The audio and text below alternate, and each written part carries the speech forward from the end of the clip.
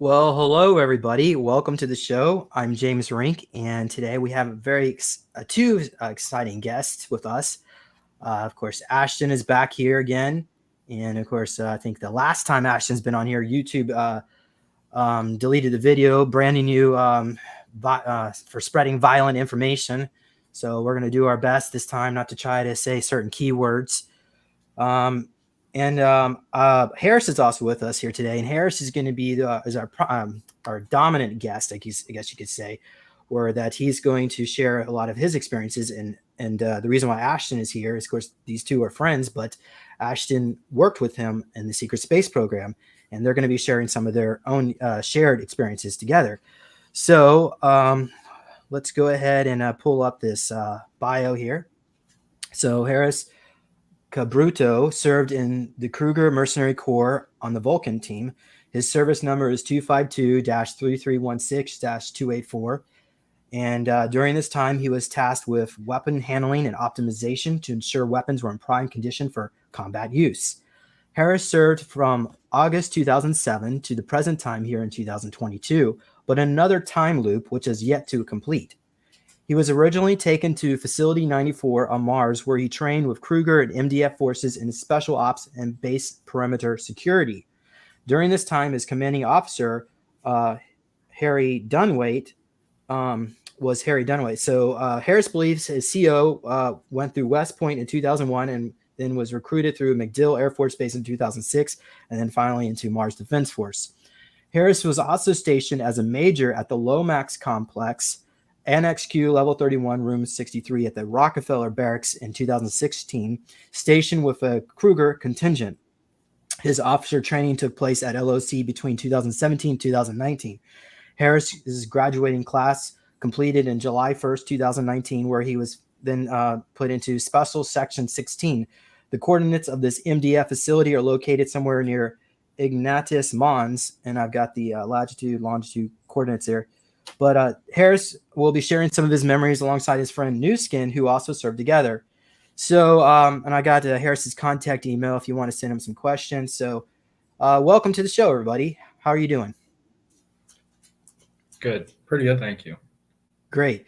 So, Ashton, I don't have your bio here. So why don't you give us a little, just a short brief of what you were involved with?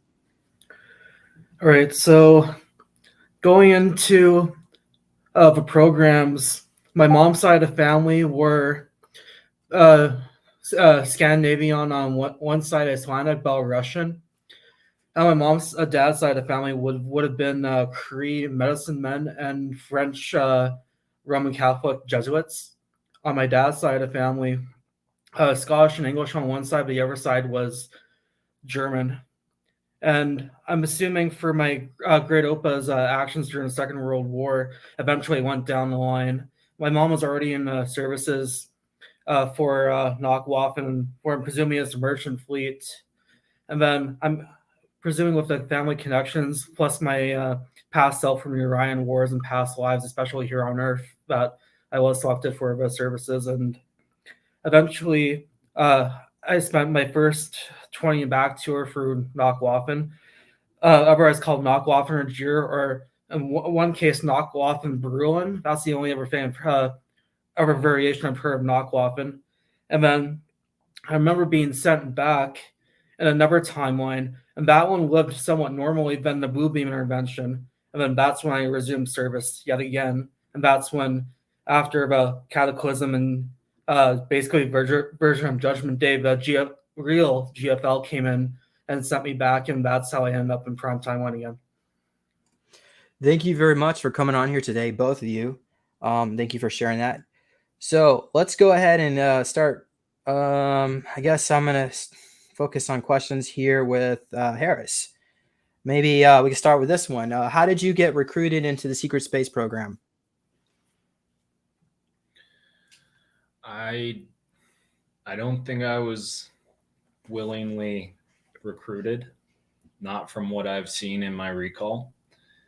I do have family members. My descendants are from British and Filipino heritage. Specifically with my British side, I had two that fought in World War II, great grandparents that fought in World War II. Both were, one died, one served in the Navy, died in the Navy, died at sea.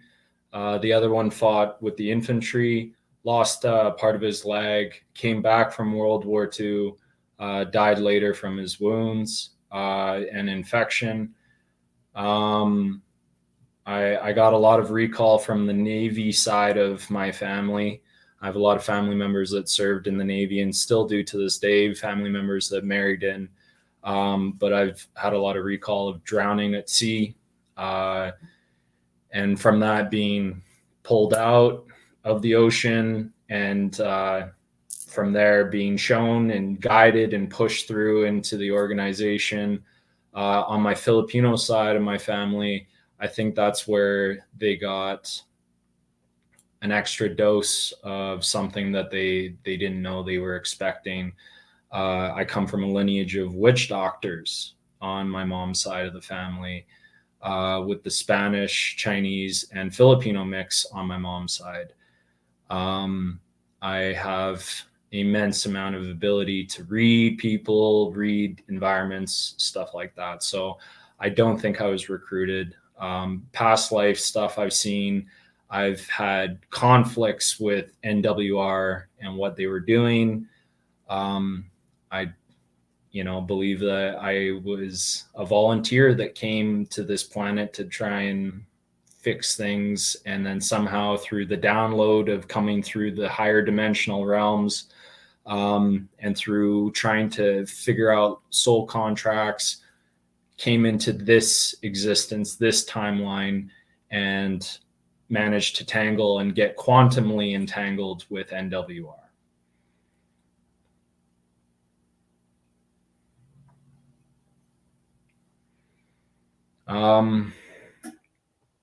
As a child, I definitely saw a lot of things move, bump in the night, ghosts or mirages, visions, talking to things. My parents moved a lot when I was a kid. I was very isolated, didn't have a lot of friends because we moved a lot. My parents divorced when I was really young, when I was 7. At 8, that's when I started getting my astral projection powers. I would go flying over the city for hours, real time. I would see roads that I knew existed. As a kid, I would be in the back seat. I'd drive past that road. I'd go visit it at nighttime in my dream state. I would wave my hand over things and things would glitch or blip or sort of do weird things. Radios still do that for me. Sometimes electronics turn off. My speaker will not work. Things like that. So from a very young age, probably about 8. Yeah. So Harris or Ashton, if you can't hear my mic, just go ahead and let me know, because I'm going back and forth of muting. But yeah, so around the age of 8, you knew you had some abilities. Could you explain a little bit what kind of abilities you think you have?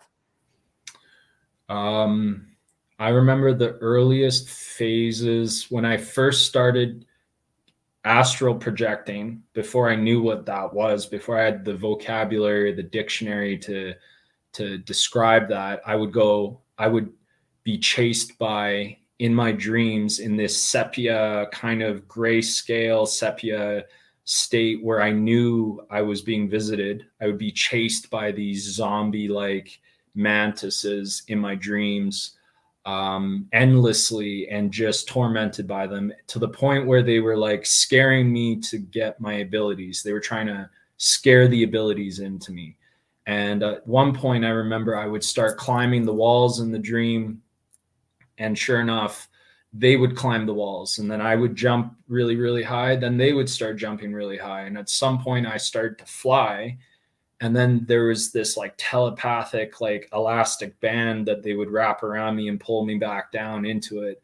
And I would wake up, in a cold sweat. And that would go on for years and years, and then slowly I was able to repel them. Slowly, I was able to do this. Slowly, I was able to, remove them. They would just fizzle and disintegrate or something. And then something new and scarier would come, out of the darkness. So that was kind of my telekinetic thing. Flying, strength was a big one.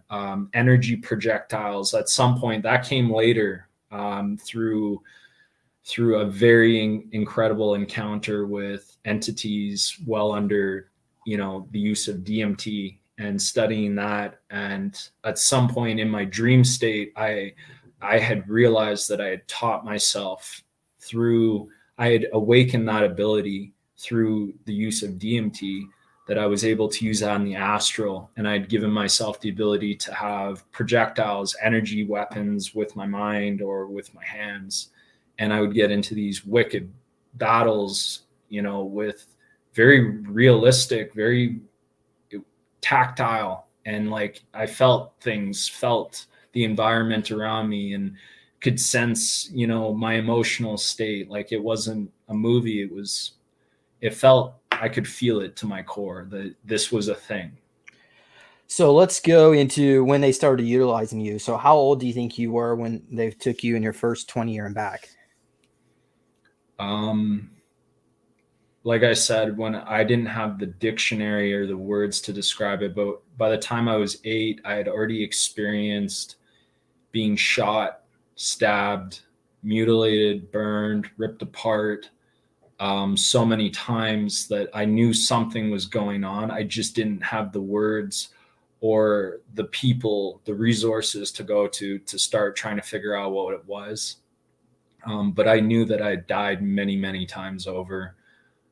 Some of it felt like simulations where they were trying to make me better. And sometimes it felt like I'd failed something serious and there was consequences for that. So at a very early age, I knew I was doing something that other people in my waking life didn't know that was going on. All right. So maybe we can go ahead and start from the beginning. Tell us at least some of your memories are. In relation to the secret space program. Sure. I believe that they compartmentalized my memory. I believe that I have a certain kind of intellect that serves their purpose, first of all, that I'm good at doing certain things for them, clean up, retrieving people, tracking them down. And if they don't want to cooperate, well, then end the story for them right there.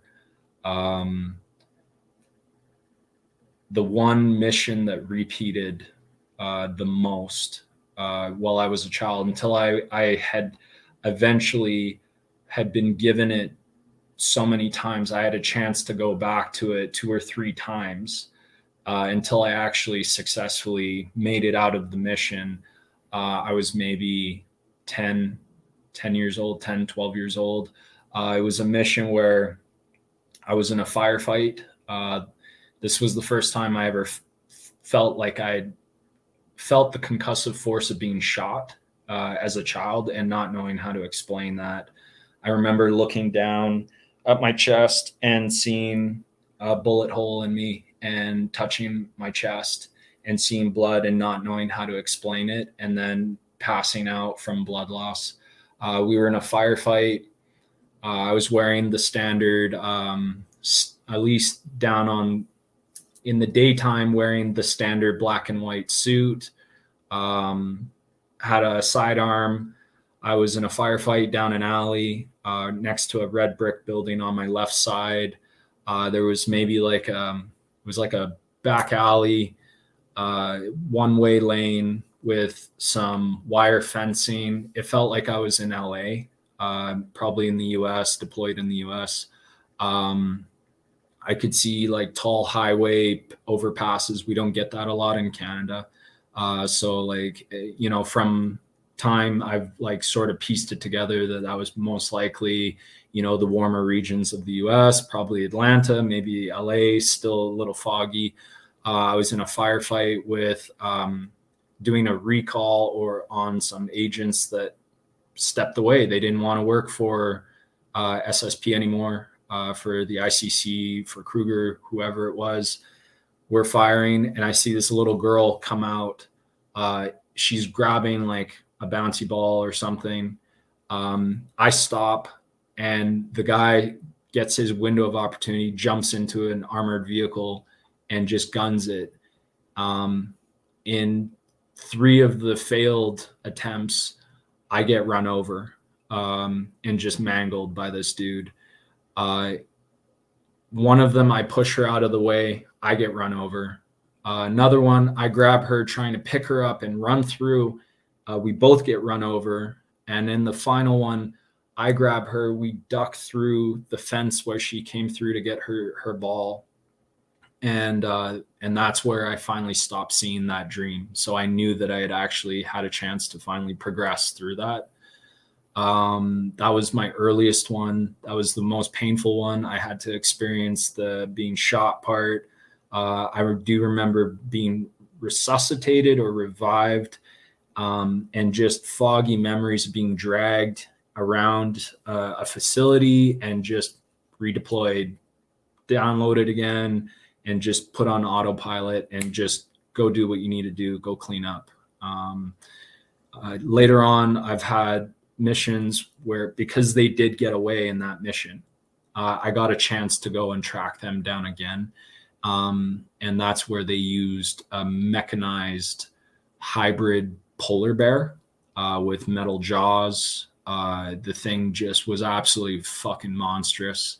And I watched my whole team just get ripped apart, and just dudes like crawling, half of them, their intestines are hanging out. The polar bears just pulling dudes apart, eating them, ripping them apart. I'm just laying on the ground. Half my arm is open, my shoulder's open. And then I'm the last dude. And I can see these, what I can piece together is like fallouts of Kruger, that they were jacked up on programs and juiced up. And they were like, let's run, let's take what we got and let's start our own organization. I was sent to go get them back. They had something bigger than us, and we ran into it and we lost. From there, that was actually even after a meeting that I had on the moon.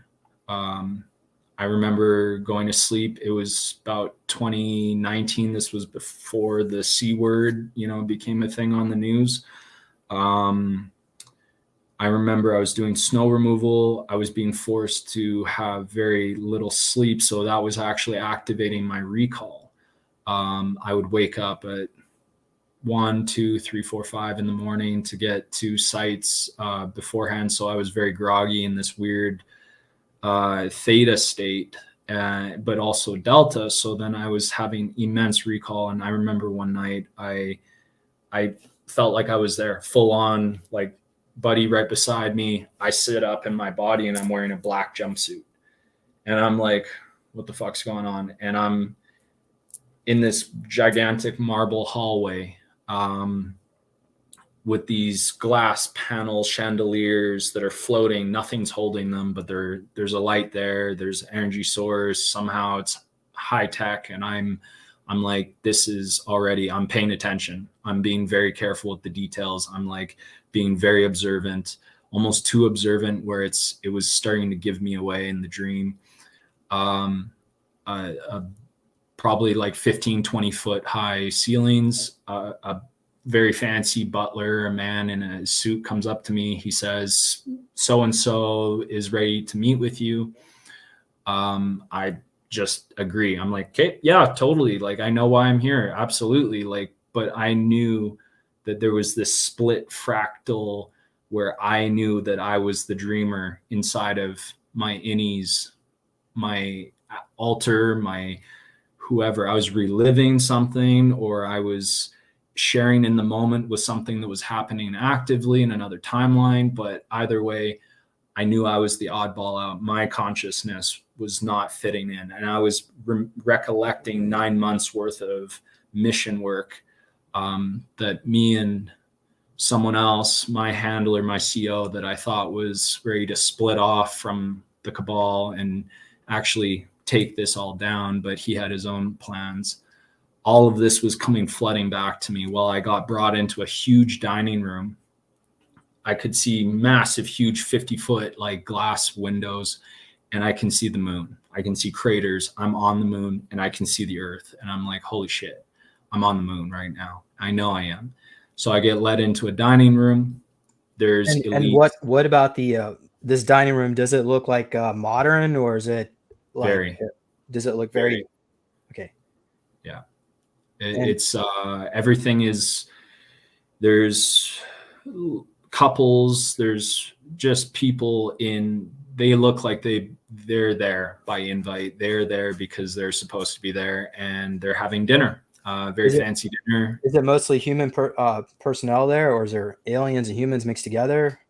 In this memory, it was only humans. What I could see was there was all these scattered tiny tables, little square, 3.5 foot by 3.5 foot tables, very intimate.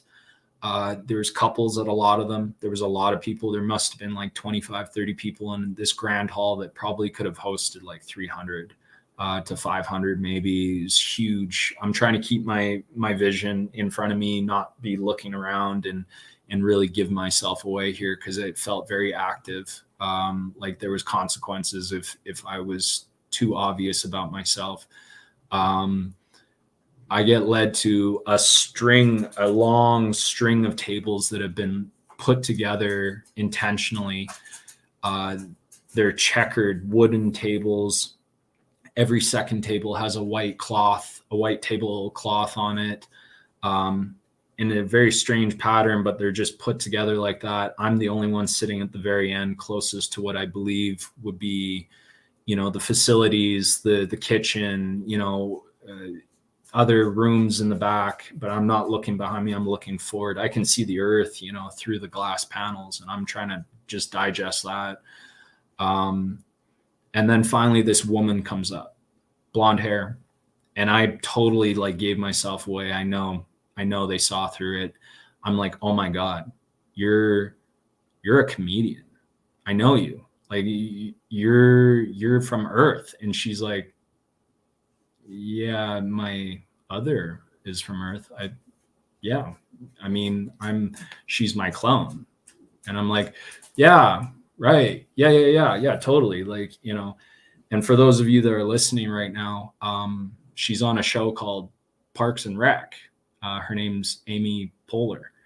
That was her, plain as day. When I saw her, I immediately recognized her, and she immediately was like, what's wrong with you? Like, you should know that I'm not from here. And then she said, yep, that's her.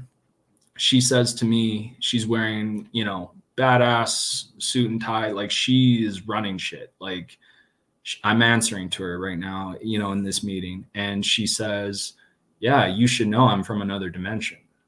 I'm like, yeah, totally. Yeah, of course. I knew that. Right. Like, I was just like, I'm a big fan, like trying to play it off. So then all of a sudden my memories are coming back, and she's like, so are we going to do this? And I'm like, yeah, sure. Of course we're going to do this deal. And so we start going into the details, and she talks about how I'm going to help her quarterback the deal and help sway world leaders to do a deal for 300,000 different dimensions of Earth, so for resources, for gold, silver, lumber, power, humans, all of it, right? Like, yeah, totally. So she's like, okay, cool. She waves over to a butler. He comes over with 2 filled cups of tea. And all of a sudden this weird like tingling goes off. And I grab the tea and I chuck the liquid. I fling the tea out over my shoulder. And I'm like, well, if we're going to do a deal for 300,000 universes, the least you could do is not try and poison me. And she's like, good. Bring him another one. And then comes over with a teapot, pours another tea for me. And I'm like, and that's where, boom, my memory, I blank out. And then for 2-3 years, no SSP. I get completely cut off. All of a sudden now, cut to 2022. all of a sudden now I'm on a facility far reach of the solar system. I'm living in a cage with other assets. I'm highly automated. I am not having a good time anymore. I'm not like anything high ranking. I gave myself away, and they're just throwing back in the bin with the rest of them. We'll use them when we need them. And so that's where I'm at right now. All right. Well, so maybe we can just go through these individual experiences, and if Ashton wants to add to it, he can just jump in whenever he wants to. Yeah, actually, I'm gonna just pause right now. Ashton, is there anything you would like to comment about at this point before we move on? I've had memories of myself at LOC, but it's been a odd patchwork here and there. The biggest one for me, me and Harris here used to know a light healer in Calgary, and during some of my first sessions with her, I've had visions of my great Oma and my great Opa in full out SS uniform from World War II. He would be basically standing right there while I'd be ripping apart these IBM tape drives and computers, just ripping it, smashing it apart. And then all of a sudden I jump out in the hall, then I start running. The next thing I know, I'm running to a 14-foot Royal Right Sakara Draco. And that was probably the biggest memory I've had of LOC thus far. But I haven't had anything with him yet. But odds are, if I was already there and he was already in Kruger, odds are we probably ran into each other at some point. All right. Well, let's go on to parts of your bio here. So, this was actually a session that we did together to pull up some information on your records. And we've got here Harris is so he is on a hangar on Mars, trapezoid in shape, DARP shape craft in the hangar. Does this ring a bell to you, Harris? Yeah. Okay, so is this the Facility 94? This hangar on Mars? Or is this something different? Is this LOMEX? Are you trying to bring something up on screen, or just I can if you want me to. All right, just give me a moment. Let's see here.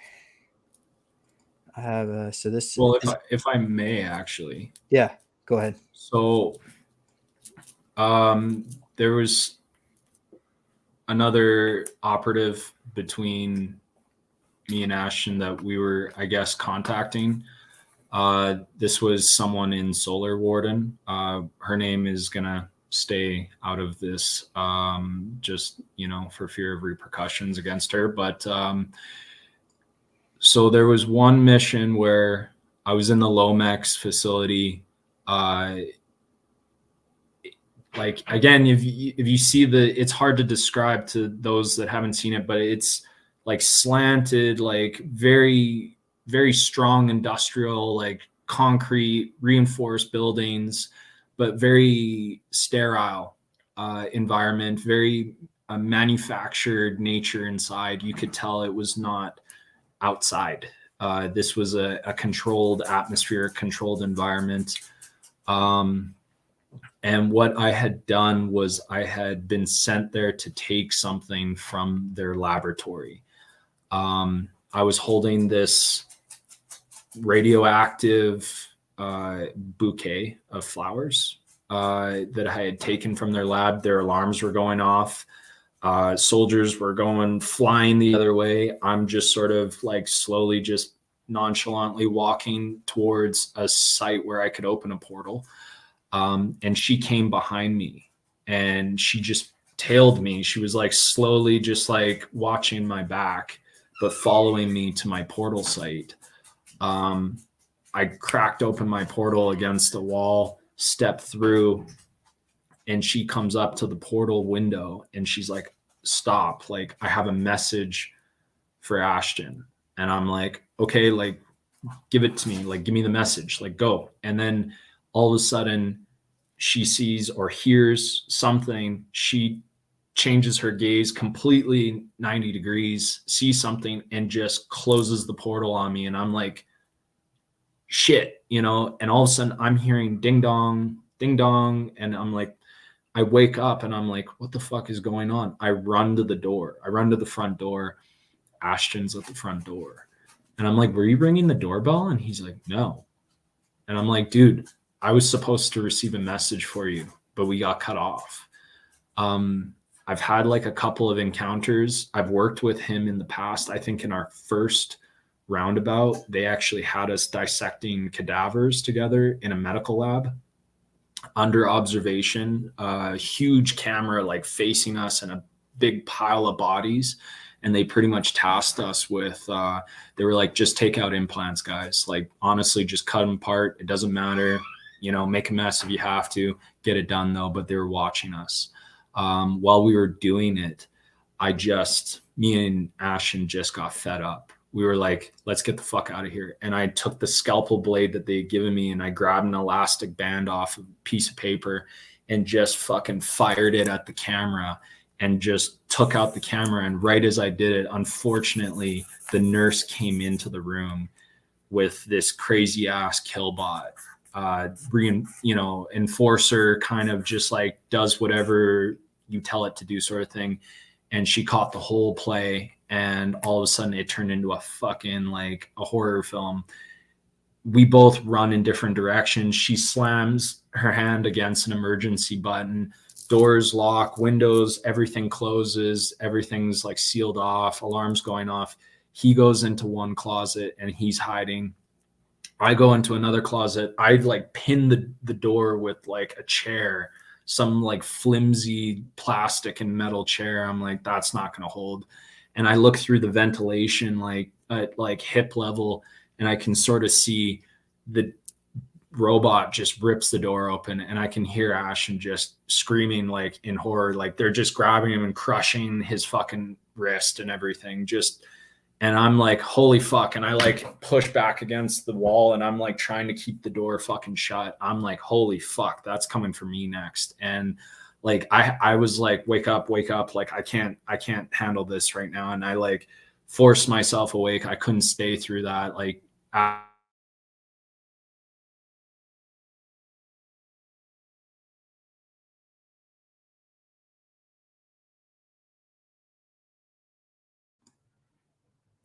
Hello?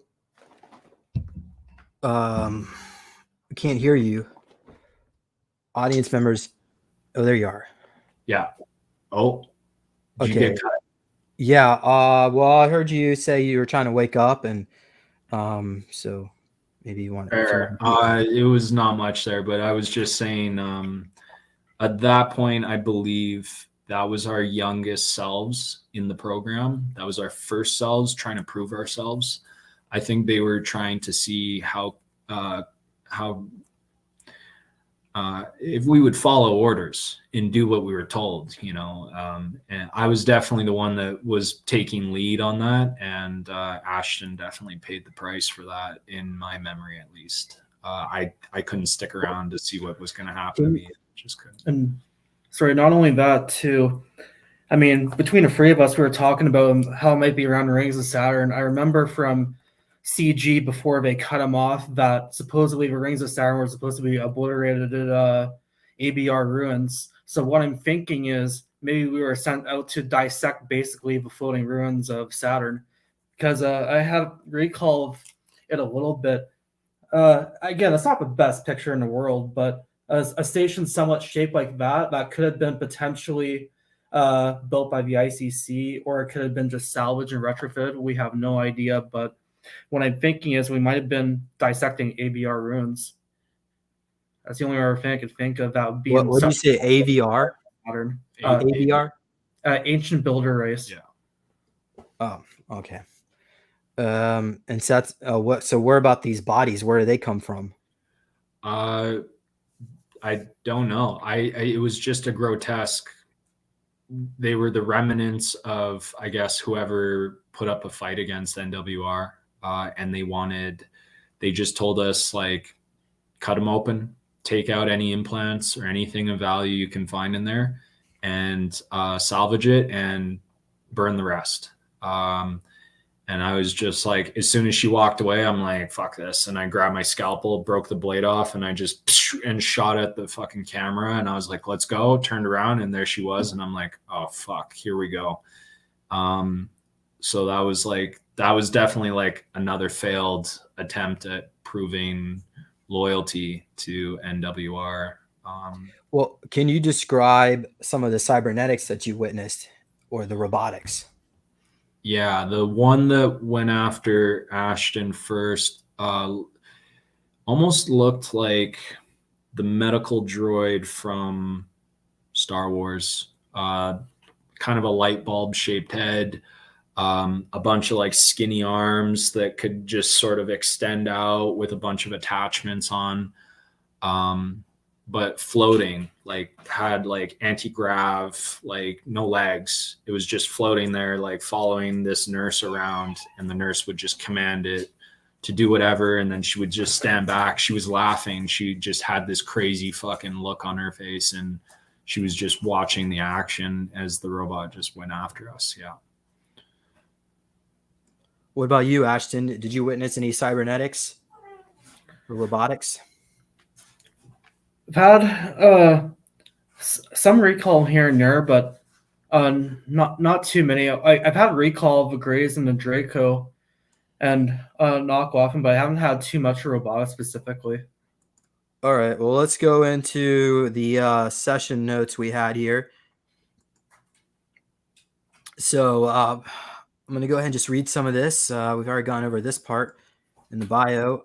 Do you remember? So your uniform, Cabriuto on your chest. Do you remember this, Harris? Your uniform? Yeah, I do. If I may, it's Cabrito. It's Rito. It's all right. Don't worry about it. But yeah. So I spelled your name wrong? Yeah, it's okay. Like okay, we'll get it fixed. Yeah. Plays a trick on people's tongue. But yeah, I remember wearing the black, the dark brown, black and red suits and everything, the jumpsuits especially.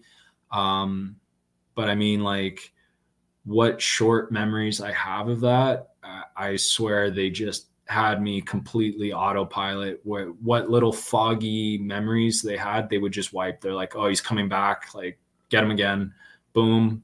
And the only time I could remember anything was when I'm back in mission and I'm full blackout, like full black ops, just like cleaning things up. So yeah, that was, but I do remember like the jumpsuits. I remember kind of the armor. Yeah. So when you say you clean things up, does that mean you were like, without getting YouTube trigger words, but like kill squads? Yeah. Do you have memories of those missions? Yeah. Yeah. I remember a lot of it was just being dropped into countries, other planets, bases, taking people out, like just straight, just to the point, not a lot of talking. They didn't need me to talk. They didn't need that. They need the guy that just goes and does the thing that they need in the best way possible, and then gets out of there and comes back and does it again. The most recent, cleanest memory I have is actually with my brother. My brother also served as well, but we didn't know. We weren't allowed to remember each other or whatever, but they put us together because we worked well. We were compatible. We're born also in the same sign of Aries, so that Aries is like the domain of the mind. There's so many ironic, symbolic like play-ons there where they fuck with your head. You don't remember. Aries is that domain. So like, I find it actually quite ironic and funny, but also a sick fucking joke. But regardless, I remember we were dropping out of an aircraft carrier, full blackout. We almost very, very closely, but a little loosely looked like Captain America from Winter Soldier. But like it was a little bit more loose in the design, but still very Black Ops, like hoods, stuff like that could be pulled up. We're talking to our command officer. There's a screen in front of us. We've received our downloads. We've received our programming, and we just jump. We jump out of the aircraft carrier with complete and utter ease. I'm going face down. We're doing a halo jump. My brother's facing up with his back to the ocean. It's probably dawn, early dawn. There is light, but it's like the earliest light of the day. He's nonchalantly playing with his parachute cords, like it's no big deal. Like this is like a part of the job. And then all of a sudden, I pull a capsule off of my. It looks like a pill off of my belt. I chuck it down at high speed. Boom! Throw it in the ocean, and it opens up into an inflatable raft. We rip our chutes open. This three-tiered parachute opens up, and we stop like within 20 feet of the water without actually receiving any serious, I mean, our strength, yeah, but any serious damage from hitting the water at those speeds. Immediately, I can feel the cold water of the ocean surging through my suit, soaking me. I know that I'm there. I can feel it. I see my chute come down. I pull everything off. It floats away from me. I go under it. My brother, he's already surfacing. He's doing the same. We're both swimming up to the life raft. And we climb up on board. And then all of a sudden we see a shark fin in the ocean. And immediately we look at it and we're like, you're going to fucking die. Like you're fun right now. Like this is not even practice. This is because we want to. I give him I pull off a tool belt, a Leatherman, and I tell him, you're going to need this. Don't drop it. I want this back. Without talking, we're speaking telepathically to each other. We dive in, we jump on this shark, and immediately the shark's like, oh shit, I think I fucked up coming up near these guys. And we just start, I pull out a karambit and I'm slashing this fucking shark's just guts are coming out. My brother's is fucking pulling its teeth out for arrowheads later on the mission because we're going to need them to kill whoever we're about to kill. Ripping this shark's teeth out with the fucking pliers. Shark's dead in maybe 20, 30 seconds. We swim back up and I look back and the shark is just in pieces. We just killed it for fun, but we needed arrowheads. So we took its teeth, swim back up, and all of a sudden there's an alligator or a crocodile. I can't really decipher the difference, but this reptile comes up to us and we look at it and it's like we made contact with whoever we were supposed to meet and we just follow it. And that's the end of one of those memories. It's stuff like this that like I know they didn't need me for remembering or knowing things other than doing what I was good at. So yeah.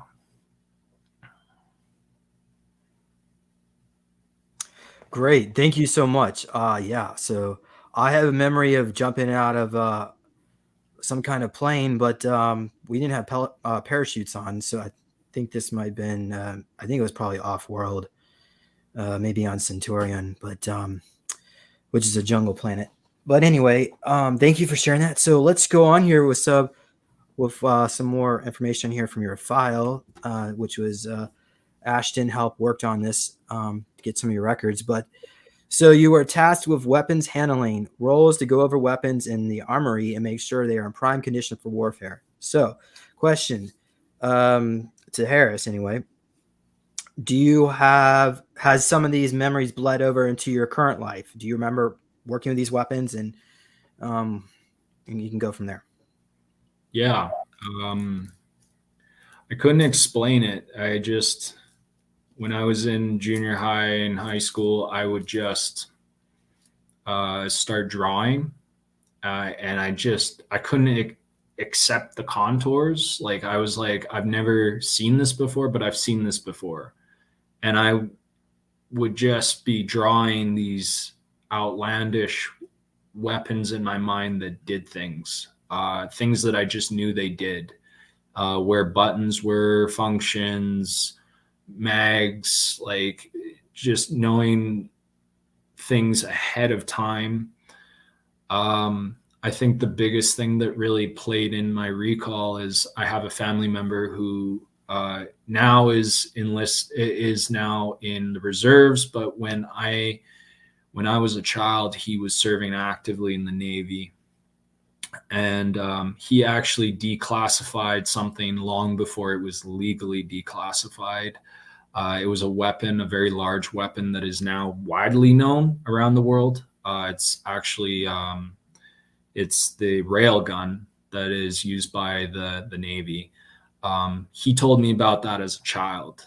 I would like beg him. I'd be like, please, like, come on, tell me something. Like, what do you do? Like, I thought it was the coolest thing ever. And he'd be like, all right, I'll tell you one. Like, you're just a bunch of kids. Like, what are you going to do? What damage is that going to cause? And he's like, there's this electrical weapon that could fire a disc over many, many kilometers, very great distances, very accurately, and absolutely obliterate and intercept very large or even very small targets.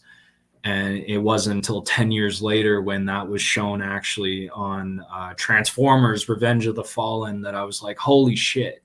And I remember my friends were like, oh, that's so cool. I'm like, I knew about that when I was a kid. And they're like, sure you did. I'm like, no, my uncle told me about that. He was in the Navy. That caused a lot of recall for me. When he told me about that when I was younger, a lot of energy weapons, it was a strange topic for me. I got highly obsessed with video games because Halo, all of a sudden that started bringing that forward. And I'm like, why do I feel like this is a thing? Like, I know this exists somewhere. I just want to get my hands on it. I need to hold it. I need to like inspect this thing.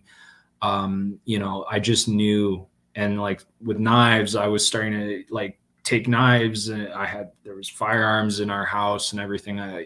Grandparents' house, I would find them and just look at them and not even take them anywhere. I would just itemize them. I would all of a sudden start itemizing all what I considered the weapons in the house, the knives, the guns, the whatever I could find that just struck me as a weapon. I wanted to start building weapons and just itemize them, work with them, improve upon them. It was a strange relationship that I felt like I already had, and I just couldn't explain it. And people, I got thrown into all kinds of therapy, but then like the therapist, I was able to out talk them as a child, and they're like, oh, there's nothing wrong with this kid. And they would let me go. And then they, all of a sudden I would be back at it again. It was this weird mind game that I could play.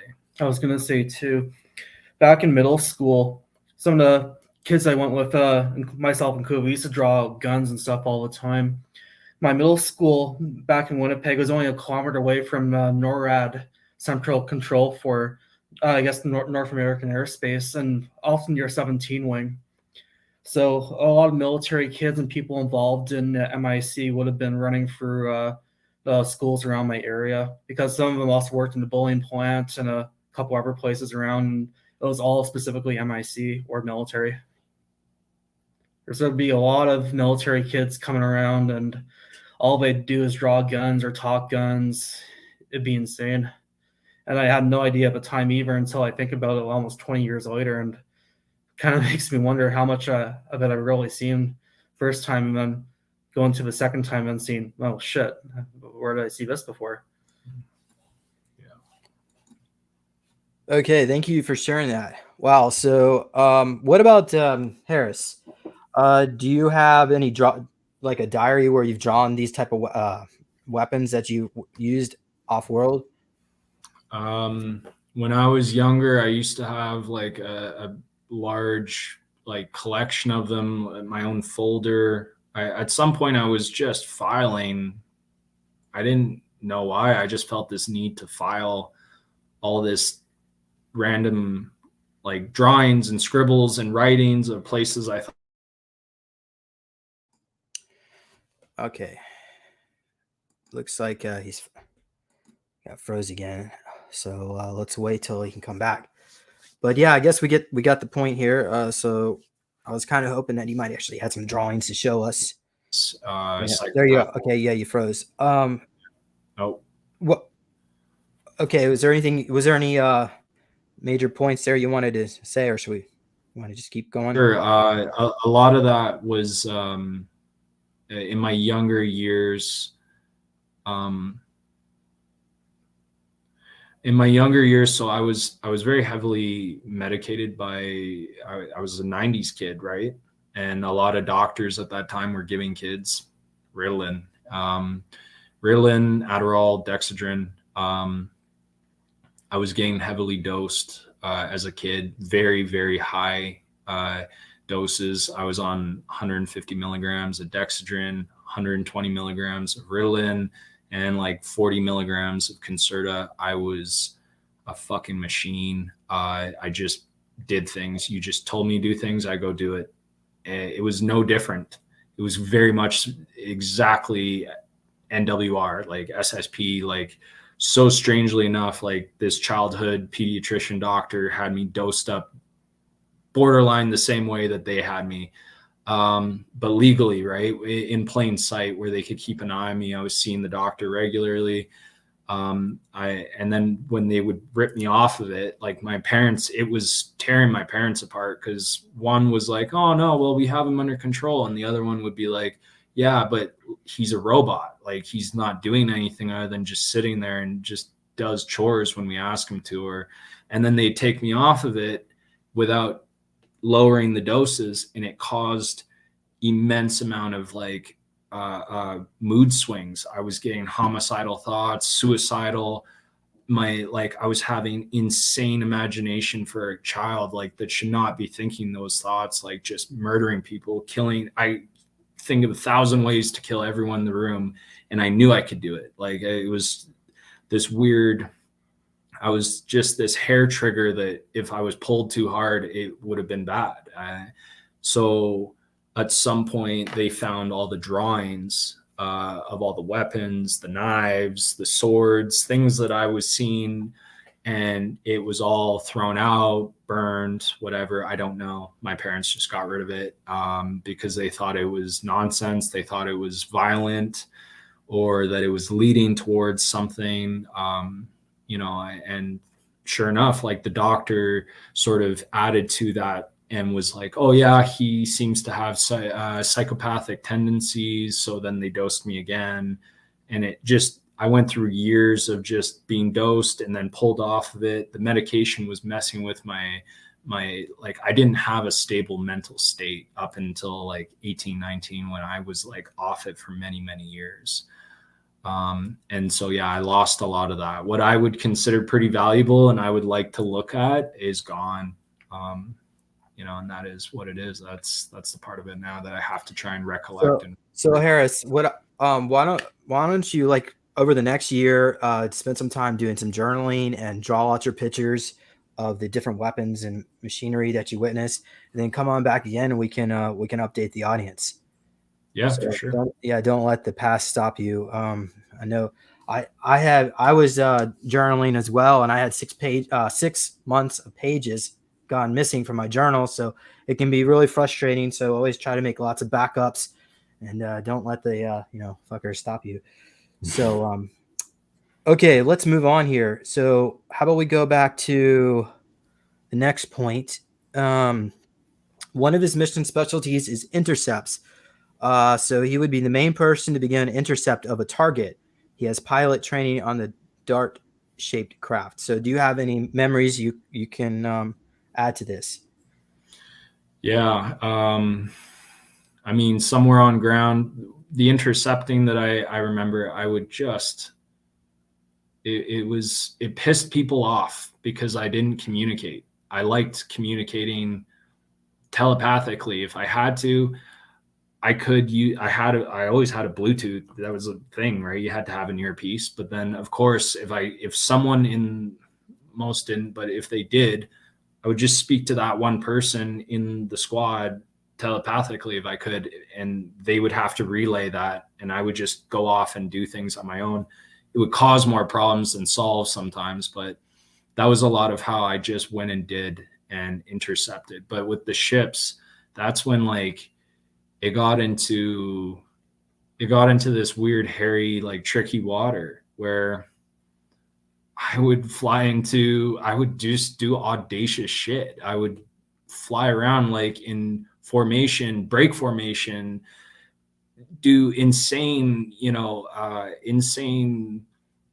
aerials to get shit done, and sometimes break things, along the way, or give myself away. And I would lose the ability to do that. I think that's why ultimately they threw me on inventory, watching over things rather than doing that. They would send me in on foot. I would get dropped off.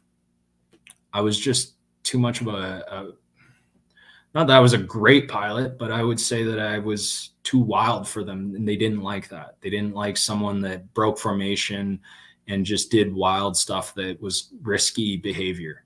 At some point, I was not in control of flying things anymore. They would throw me down on the ground and be like, go do what you got to do, come back. I was going to say, it's funny too, Knockoff and Kruger and all the other organizations, right, program us to do all this crazy shit for them, but when we get too crazy, all of a sudden they yank the plug. I've had a recall where I'd be like scalping people, like taking out like my combat knife and like scalping them from the other recruits just to send a message of keeping the command line.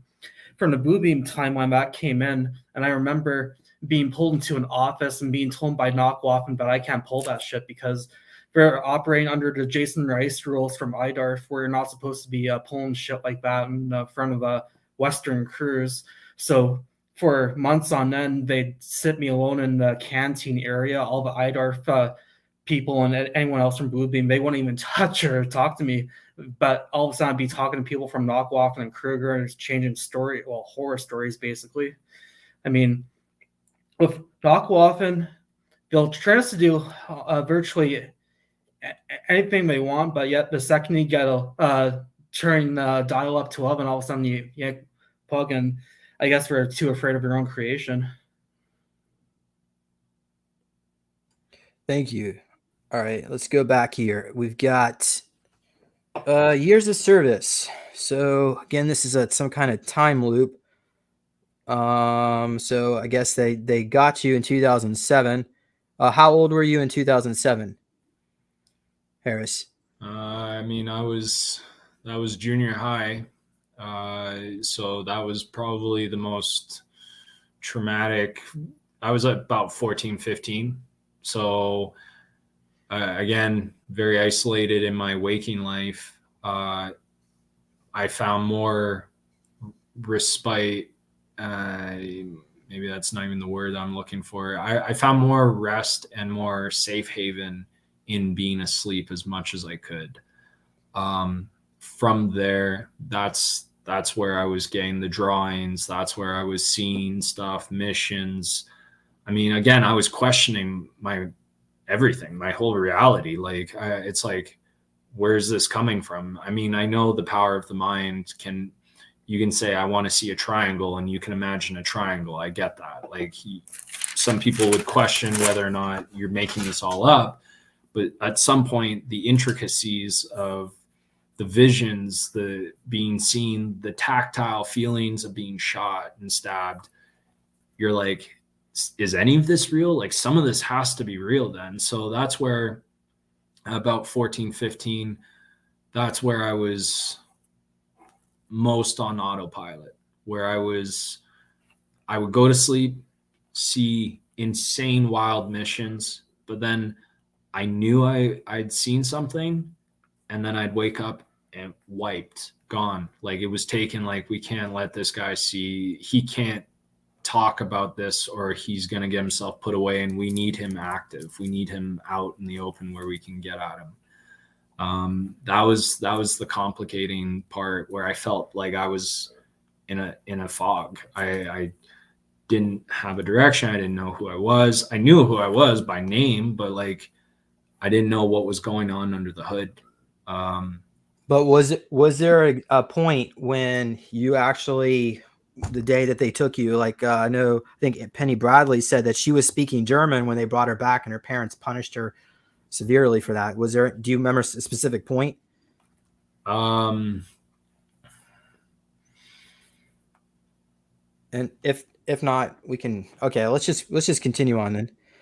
All right, so let's go to Facility 94, Kruger Training Facility, MDF Operational Base. Kruger is there for Special Ops, MDF Marines, Mars Defense Force, for people who don't know what that means.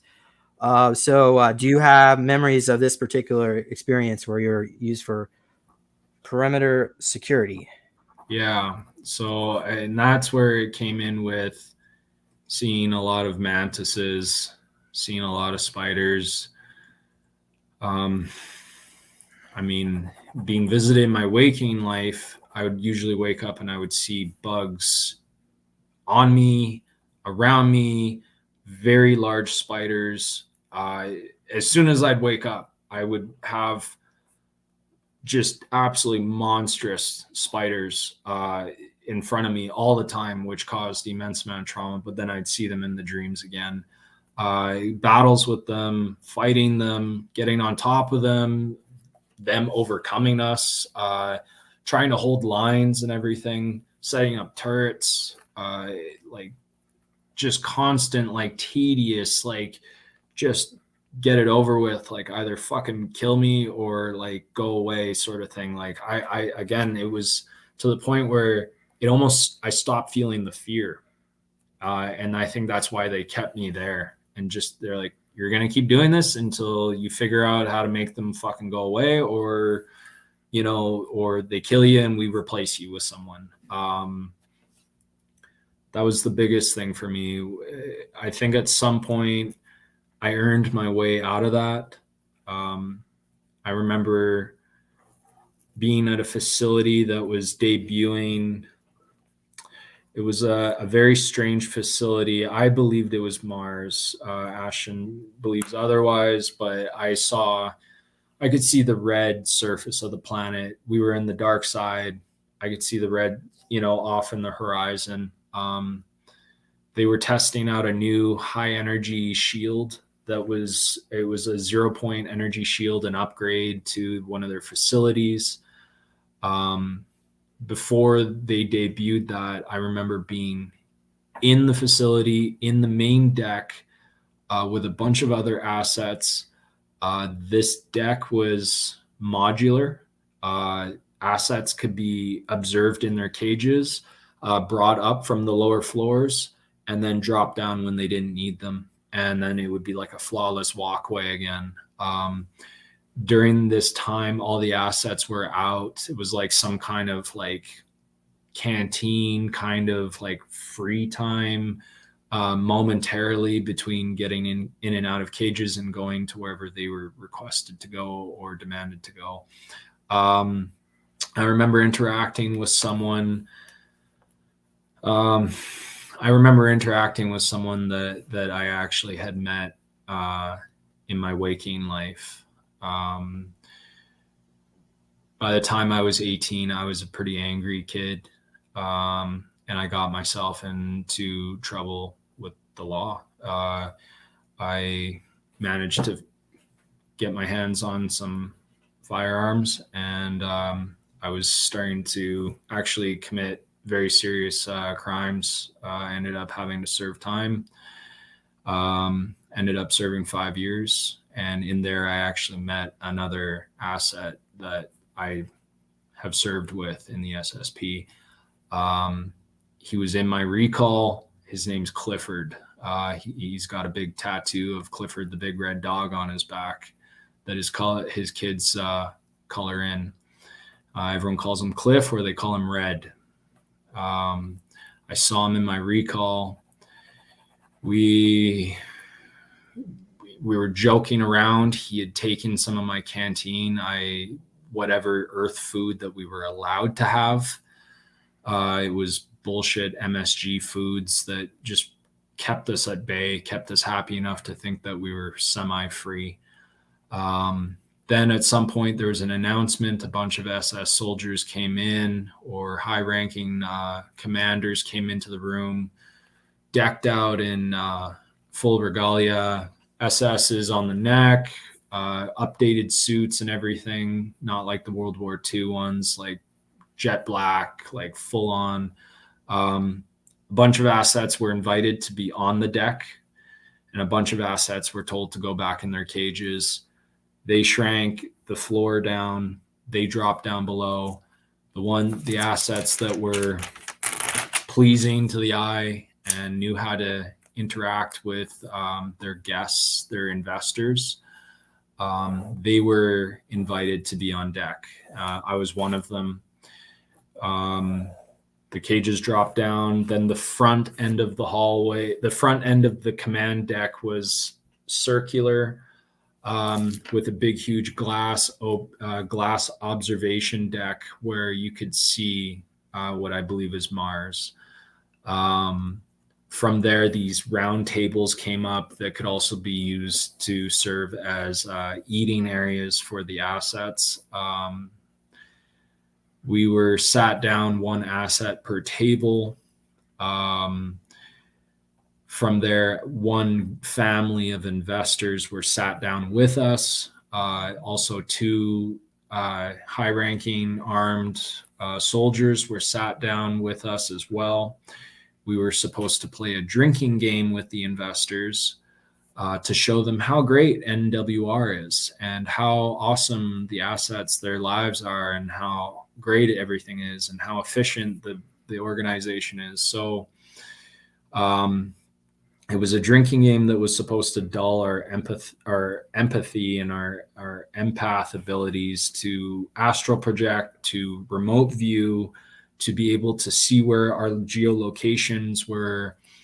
But they were these tiny, well, rather large shot glasses, and they tasted like food, real food, good food, like cake and cookies and stuff, things that a lot of these assets would be rather excited to ingest. But it was laced with, obviously, their own concoctions to dull our minds. The nature of the game was for us to race each other around the table and see how many of them we could drink before ingesting, or before. It was like a musical chair game that we were playing, but with alcohol or whatever concoction it was. Before that concoction kicked in, I was able to astral project myself outside of the facility, maybe 3 to 500 feet in the air, and I could see energy being sucked out of outer space into whatever new updated tower that they had set up. These little red hexagons were released from a central area. They were a part of the new shielding system that was being powered by the free energy generator that was yanking it, the 0 point generator that was pulling the energy down, powering the shield. And then I could hear the announcement. They were like, okay, everyone, you're going to see the best artillery. We're going to fire the biggest, newest gun that we have, all of our incendiary rounds. We're going to throw everything we got at this shield, and we're going to protect you. You're our investors. Like, we want your money. We want your business. We want to show you that we can protect you. And of course they fired everything, and it melted right off the shield, like no problem. It was butter. Everything fell off the side. Everything just exploded, and nothing happened to the facility. Their shield, of course, was fully operational and powered up. One of the investors, the investing family that was sitting with me, was actually my ex-girlfriend here in my waking life. I saw her mom. I've met her mom in real life here. And of course I saw her and she saw me, and we recognized each other in whatever memory or vision I was having. And of course her brother, went to Germany to do a culinary program. And when he came back, he was going full off about, Hitler, speaking German in public, screaming in German. And this is in real life. He came back with his neo-Nazi friends, and he was, screaming to people, Adolf Hitler wasn't a bad guy. Like, he was misunderstood. He didn't do nothing wrong, all this stuff. And this totally sideblinded everyone. It wasn't until maybe about 6 years ago he tried strangling his own sister and killing her because she was trying to stop him with all this, and he was like, no, like, we need to join, like, we need to go deeper into the program. Why won't you join us? And so there's been a huge falling out. I haven't been able to reach out to them, but yeah, like, there's a lot of intricacy. There's a lot of quantumly entangled people in my life that just so happen to also be in my SSP recalls, including Ashton here, including my brother, so it's very complicated. Yeah, thank you. So Ashton, do you have anything you'd like to comment or add to that?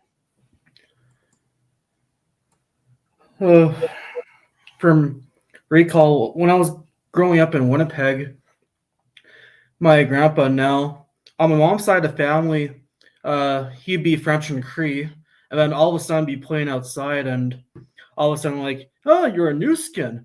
And I had a different last name, but of course, I guess they found out over the years. So all of a sudden, having a different last name, I was wondering why my grandpa was calling me Nusken. And then doing my research years after he passed away, then I started finding my Great Opus war records during World War II, and it started making sense that all of a sudden explains why my grandpa, he basically looks like a Native American or Aboriginal, and all of a sudden he'd be like, oh, you're a Nusken, and I wouldn't understand it at all at the time, and my mom would never explain it. And then stuff like that would come up. In middle school, one of the guys I used to be, I'm still friends with him, haven't heard from him in years, but he used to draw guns and stuff all the time as well. I thought he might have been in Kruger. I'm trying to reach out to him, but it's almost impossible to get a hold of him lately as well. There's been a lot of stuff that came in, but it's only ever since I came out to Alberta where I started writing to all my SSP memories and everything. Everything before growing up was just bits and pieces. Only after I got here did start coming in like that. All right, thank you. So let's continue on here so we can at least get through this tonight, this at least one section. But okay, so let's see here. It's Facility 94. Okay, we just went over that. Orange for MDF and black for Kruger. So I guess in this facility on Facility 94, there's this tape on the floor that's either orange and black. So the general area, I don't know what's okay. What color is the general area? Does anybody know? Otherwise, Kruger is off limits to MDF under penalty of termination. So yeah, people that have visited Area 51 also recalled seeing this tape on the floor where you're not allowed to cross through lines. You can be killed if you step over bounds. But anybody want to comment about that? I've had a recall of, I guess, random corridors, and it'd always be red, green, or blue. Red was restricted. Blue, you had to have a certain clearance, and green was generally allowed. Now that this is mentioned, there might have been green there just so you can differentiate, because green was a general color for all-purpose access. If I remember correctly. Okay. All right. So Harris served until September 2016, but we were getting that he was brought over to LOMEX. So this is Kruger Mercenary Corps. We're going to go into what the LOMEX facility in just a bit, and that's what I wanted to Ashton to elaborate on. But okay, so currently active, and Harris's brothers too, which he's alluded to already. They use the full Earth name, so instead of giving you an alter, yeah, they're in the same unit, but they have no memories. Okay, his brother. Does your brother ever, Harris? Does your brother ever talk about any of his memories? Yeah, they're, I don't want to, I'll share one. I don't want to share too many of his without him being here, but there's one that definitely I've never seen him so traumatized by what had gone through. The visible, disturbing look on his face of being in a field of bodies while reptilian Dracos pour through it, rip people apart, and just sort of scavenge for whatever the fuck they think they're gonna get. He would do a lot of that, or he was seeing a lot of that.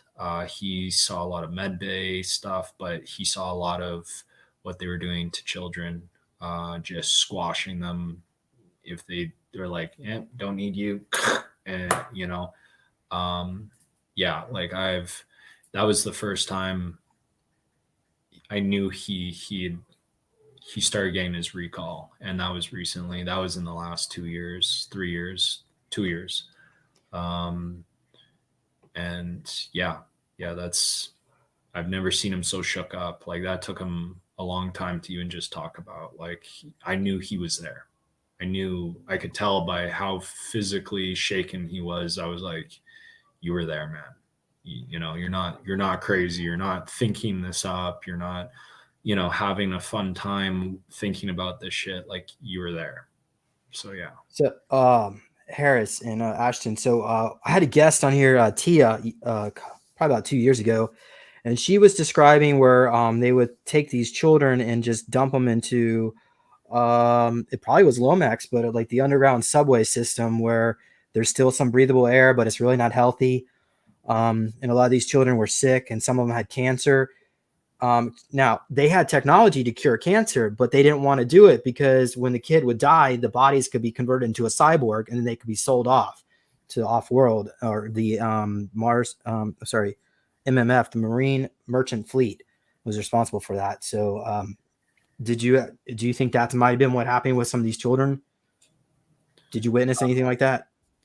I never got to see anything like that with Gabe. It's difficult to get him to talk about some of these things because it's violent. It's just so utterly violent, some of the shit that he's been put through, that it takes him time to put it into words and to digest it and to detach himself from the emotional strings and trauma. But yeah, like from what I can decipher and decrypt from what he is able to talk about, yeah, like that was more his experience, is being thrusted into those kind of situations. I don't know his role, but I don't think he was there willingly. I don't think he was there having a good time. I honestly think he was, more along the lines of just, I don't even know how to put it into words, between what has been seen here, what has been described on screen, and what he's been able to describe is like a vast array. Like me, I've been put through a vast array of traumas and missions and training, him as well. And his are unique to him as well. All right, great. So let's move on here. Thank you for sharing that. And I want Ashton, when we get to LOMEX, I want him to comment about it, but so this is just more about your brother's stuff over here, or some things he was involved with. And if he's willing, maybe we can bring him on too. But okay, I don't think you're supposed to see that right now. But Somder Commander 6, does that mean anything to you? I mean, like the commando part. So there's actually three recollections with the exact same squad, the exact same commandos that I was stationed with. This definitely struck me as like a 1980s, 1970s, like kind of a mix up, but right after Vietnam kind of thing, like in a very, very special unit kind of way. This was a very interesting bunch, and I haven't come across them since, but either way, I got lots of recall and lots of detail out of it. The first time I met this Somder Commando 6 team, we were on Earth at a camp doing training with these super soldiers that were just moving at lightning speed, punching through shit, jumping on moving vehicles. So are these the runners, Kruger runners, that you're witnessing? I believe one or two of them, yes. There was a female that was leading us. She was definitely like, they were making jokes about her being like a GI Jane on steroids. She was the one that was really the impressive one out of all of us. We all had a role to play. There was one other Asian guy. He was our like electronics tech, and he knew a little bit of explosives, how to make them, like C4, complicated stuff. There was a taller Caucasian male. He was definitely like the big heavy guns. And then there was this woman that led us, and she was just absolutely just a beast. She impressed our commanding officers, and as well as our trainer as well, because he was absolutely thrilled with her. Like he was driving a school bus with no seats inside, and he was like, "Your training starts now, everyone." And then he closed the door. She jumped on the bus, and the whole idea was to get the flag from the front of the bus. So she's just climbing. He's throwing the wheel. He's trying to get her off, swing her off the bus. The other guy, everyone else in the squad, they're running through this course. Like automatic gunfires going off at us. Turrets are firing. Like we're dodging bullets, just running up walls. Punching through stuff, and then she gets the flag, and our explosives tech guy, he kind of like, he gets the other flag, and we get the point, and the training ends, and we get like commended for that. The second time around that I come across them, this is all in 1 week too. All of these dreams were strung together through 1 week. The second time around, it was like a night mission we had just come back from, though. And we were like absolutely exhausted. From what I could decipher, we had been on duty, on mission for a week straight, exhausted. People are cut. I can see our uniforms are just shredded and burned, and gunshot wounds, all that stuff. But we're laughing it off. We're just like, another one. Like, let's go again. But then we've been relieved to just take the weekend off, have a night or something like that. Everyone's talking like, what are you going to do? Like, they're going to let us get high and drunk. Like, they're going to let down our programming so we can actually feel fucked up and everything. Like, actually, like, enjoy being not so switched on and everything. What are you going for? And one guy's like, oh, I'm gonna get a giant pile of cocaine and just do it all in one go. Like, finally I can actually like enjoy that shit. Other guys like, oh, I got 5. The Asian guy, he's like, oh, I got 5 bottles of whiskey, I'm gonna sit with and drink that all night long. And then I said something weird, and it threw everyone off. Everyone was like, what is that? I just instinctively, I don't know why, but I said like, hey, if you guys, because I saw a water pipe, I saw a bong there. Someone was gonna like smoke weed or something. They're like, I've never smoked weed before. And they're like, what? Everyone's making fun of him. Like, you've never smoked weed before. He's like, I've been in the program. Like, fuck you guys. And they're like, ah, ha, ha. So like, okay, fine. This will be your first time with us. And then I said to them, I was like, have you guys ever tried DMT? And they were like, what?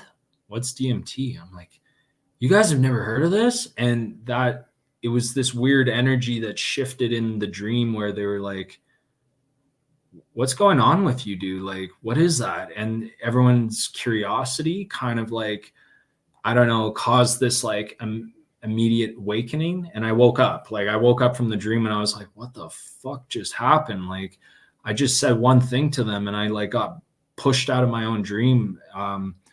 It's strange stuff like that, where like when I sort of take the reins and I say things that I would normally say, that's when like there's this weird interaction. I get cut off. I get deprogrammed and reprogrammed again to like say less, because I feel like I have this ability of waking people up. And I don't think they like that Yeah, stuff. let me. This question could be either for you too. So recently had a guest speaker on here, and he commented that they would give a lot of drugs at MDF because there's literally nothing to do, and they encourage people to take steroids and all sorts of stuff because I mean they got the med bed tech. So was that the case for either of you two? Do you remember them always encouraging that the use? Well, not just drinking and drugs, but even just food, for example. I remember right after, I guess, the first tour, I was about 9 years old, about to hit 10, and all of a sudden started binge eating. And I was around the same time my mom purposely kept me from going to the doctor for almost like 5 years. And all I'd be doing was just nothing but binge eating. Like I'd be eating like crazy. I'm assuming it must have been either metabolism or just from leftovers and knockoff, because all that ever make us do, if it weren't for drinking and trying to loosen our abilities, it was always food. But he uses a method of payment or a method of punishment. And even on missions sometimes, depending on what the mission was, if there was an all-you-can-eat buffet, like I can remember like all the guys on the knockoff and basically swarming the replicators and like basically downing on the spot. They don't even get like utensils, they just like shove it in. I mean, it's insane what they do with that. There was also a ton of alcohol from what I remember, like the base one I was telling you about, for example. There'd always be at least a couple open bottles at all times, just because there was almost nothing to do. You couldn't really go off or anything. You're stuck on this asteroid, basically doing border patrol for Knockwaffen. So other than whatever you get on a computer or a glass pad or maybe something snuck in from Earth, there's nothing really to do except drink or to work. Understood. Okay, well, let's go ahead and move on. So we got a little bit more here to go through this. We'll see. Okay, Thomas Zurich.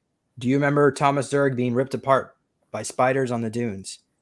Yeah, not by name, but by face, strangely enough. It was this weird, like the removing of my memories has left me with, like, it's hard to explain. Like when I go to try and say what I'm seeing,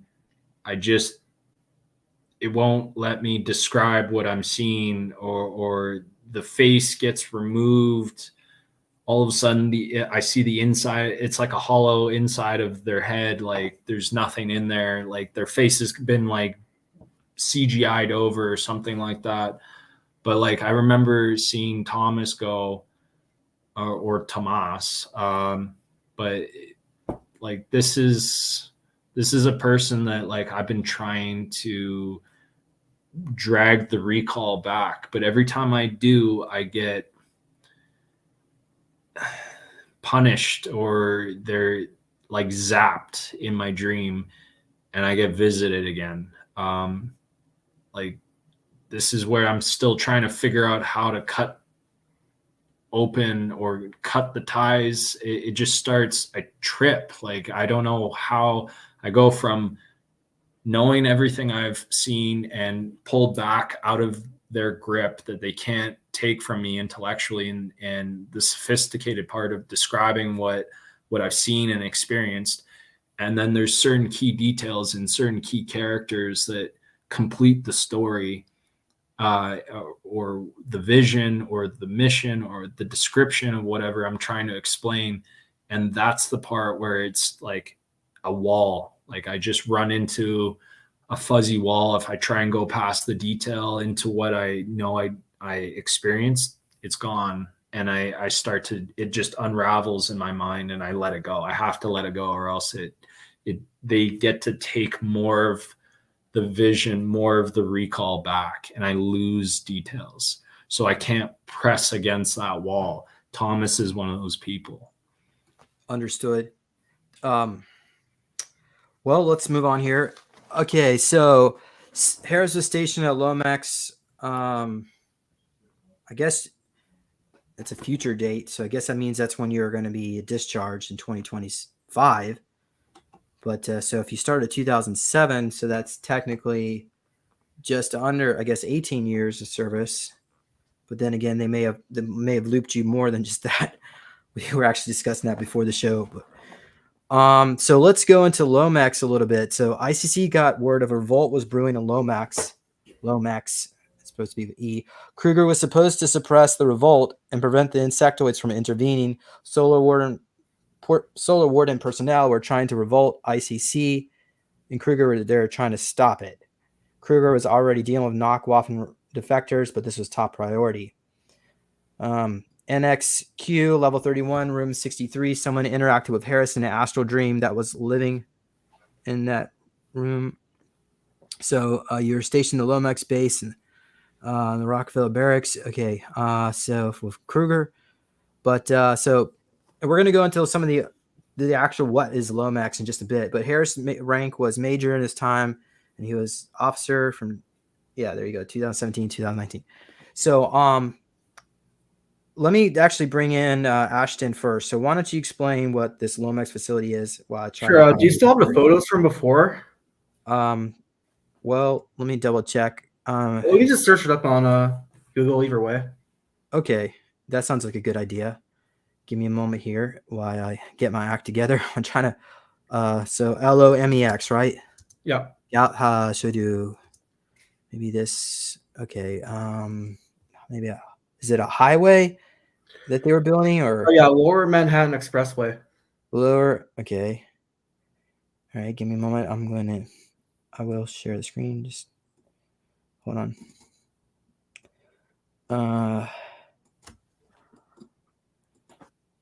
Okay. So, all right. Tell us what we're looking at here. So we want brutalist architecture like this. Yeah. Yeah, that's it. All concrete, very little plastic or anything. It's almost all concrete or slabs of rock. Exactly in geometric shapes like that. All right. Tell us what so they were going to build this in New York, but I guess evidently they didn't have the money, apparently. Nelson Rockefeller personally stopped a project because they didn't have enough money and supposed opposition, but being Rockefellers, they were probably expanding on Mars at the time with the preludes to the ICC, and the plans were transplanted onto Mars into their tunnel systems and underneath the ground in order to try and build a city from scratch. So instead of the investment going to New York City, they took the money and you basically whistled it away to an off-road base. LOMEX was a result of it.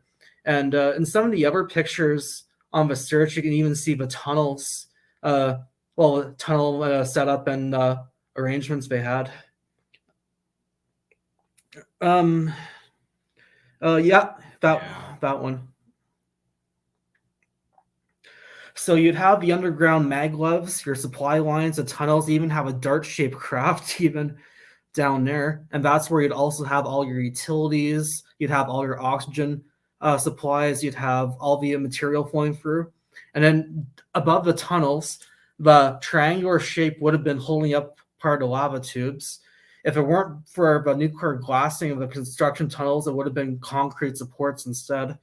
And in there would be at least 4 to 5 floors of offices, labs, residences, followed by a central courtyard and outlying gardens in order to not only grow food or oxygen, but also just to help people pretend that we're not living underneath a red rock, basically.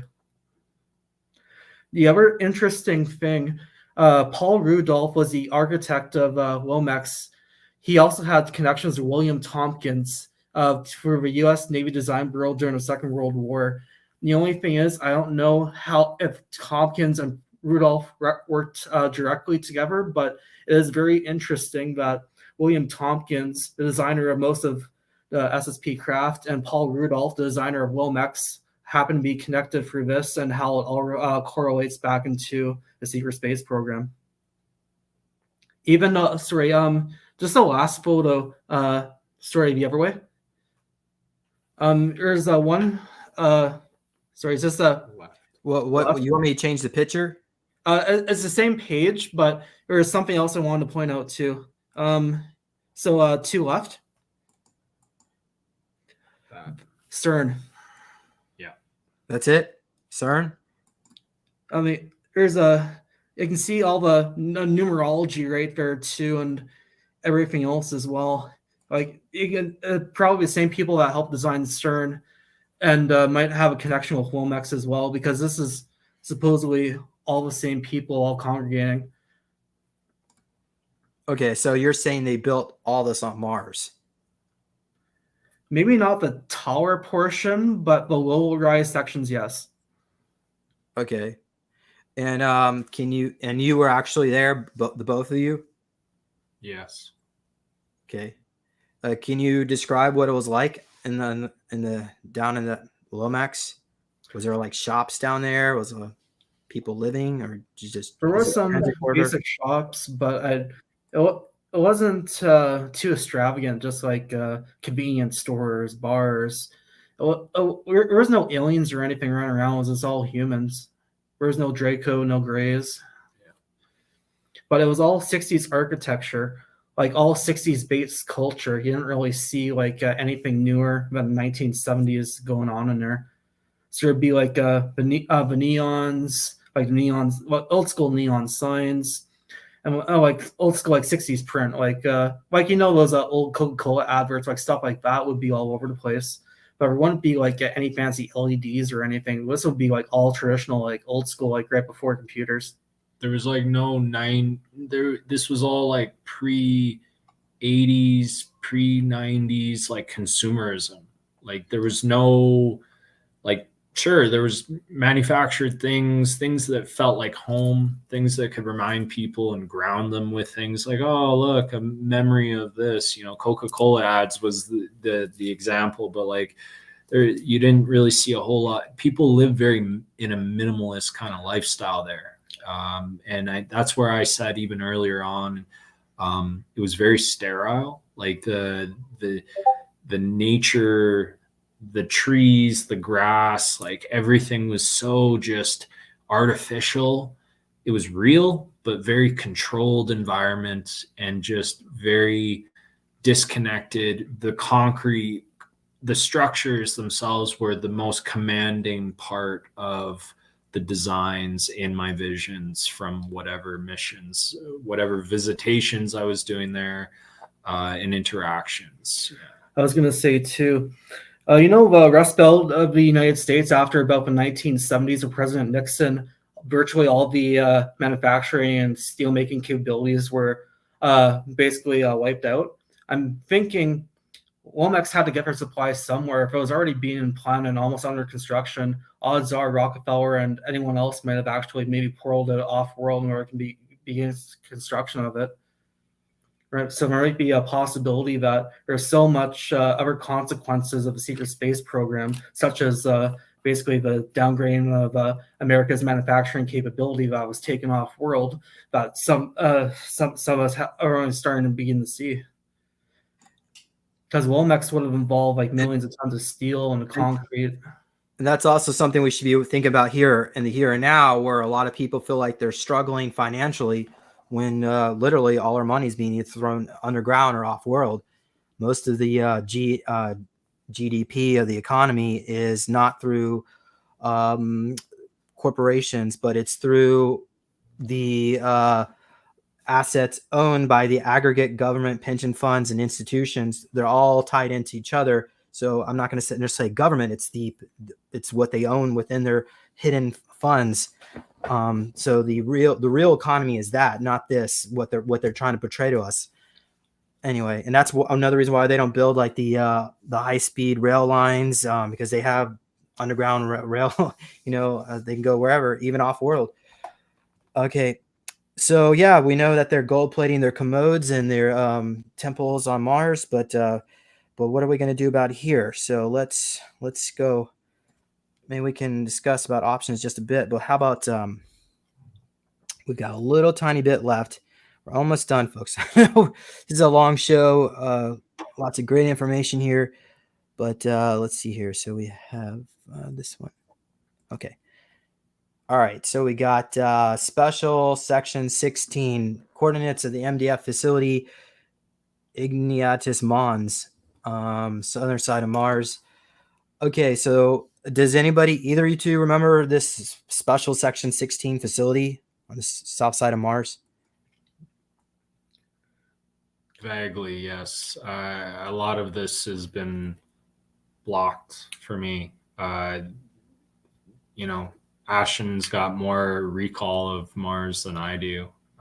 Yeah, they keep me like blocked to not be able to like describe where I am, geolocation, remote viewing, things like that. Okay. All right. So let's move on here. So Nathan Moser, 64 signal, Knock, Waffen, Regier, alter name Seamus Kleinen. He worked with Harris in the programs. The alter that worked with Harris. The alter that worked with Harris was the name of David 08. Does any of this ring a bell to you? David 08 or Seamus Kleinen? The David 08 part is news to me. Nathan came through. I got my recall on him. He tracked me down in the waking world when I was working I was managing a store, and he scoped me out, took me under his wing. He had millions of dollars to his name, lots of fancy toys, big Playboy house that he was in, lots of drugs, lots of weapons, things that I was into, you know, tastes in expensive toys, all that stuff. And he's just sort of, he pulled me in and he gave me everything I was looking for, you know, between access to weapons, access to vehicles, access to, you know, drugs that I needed, psychedelic ones at least, for you know, getting into hyperspace and working with my higher self.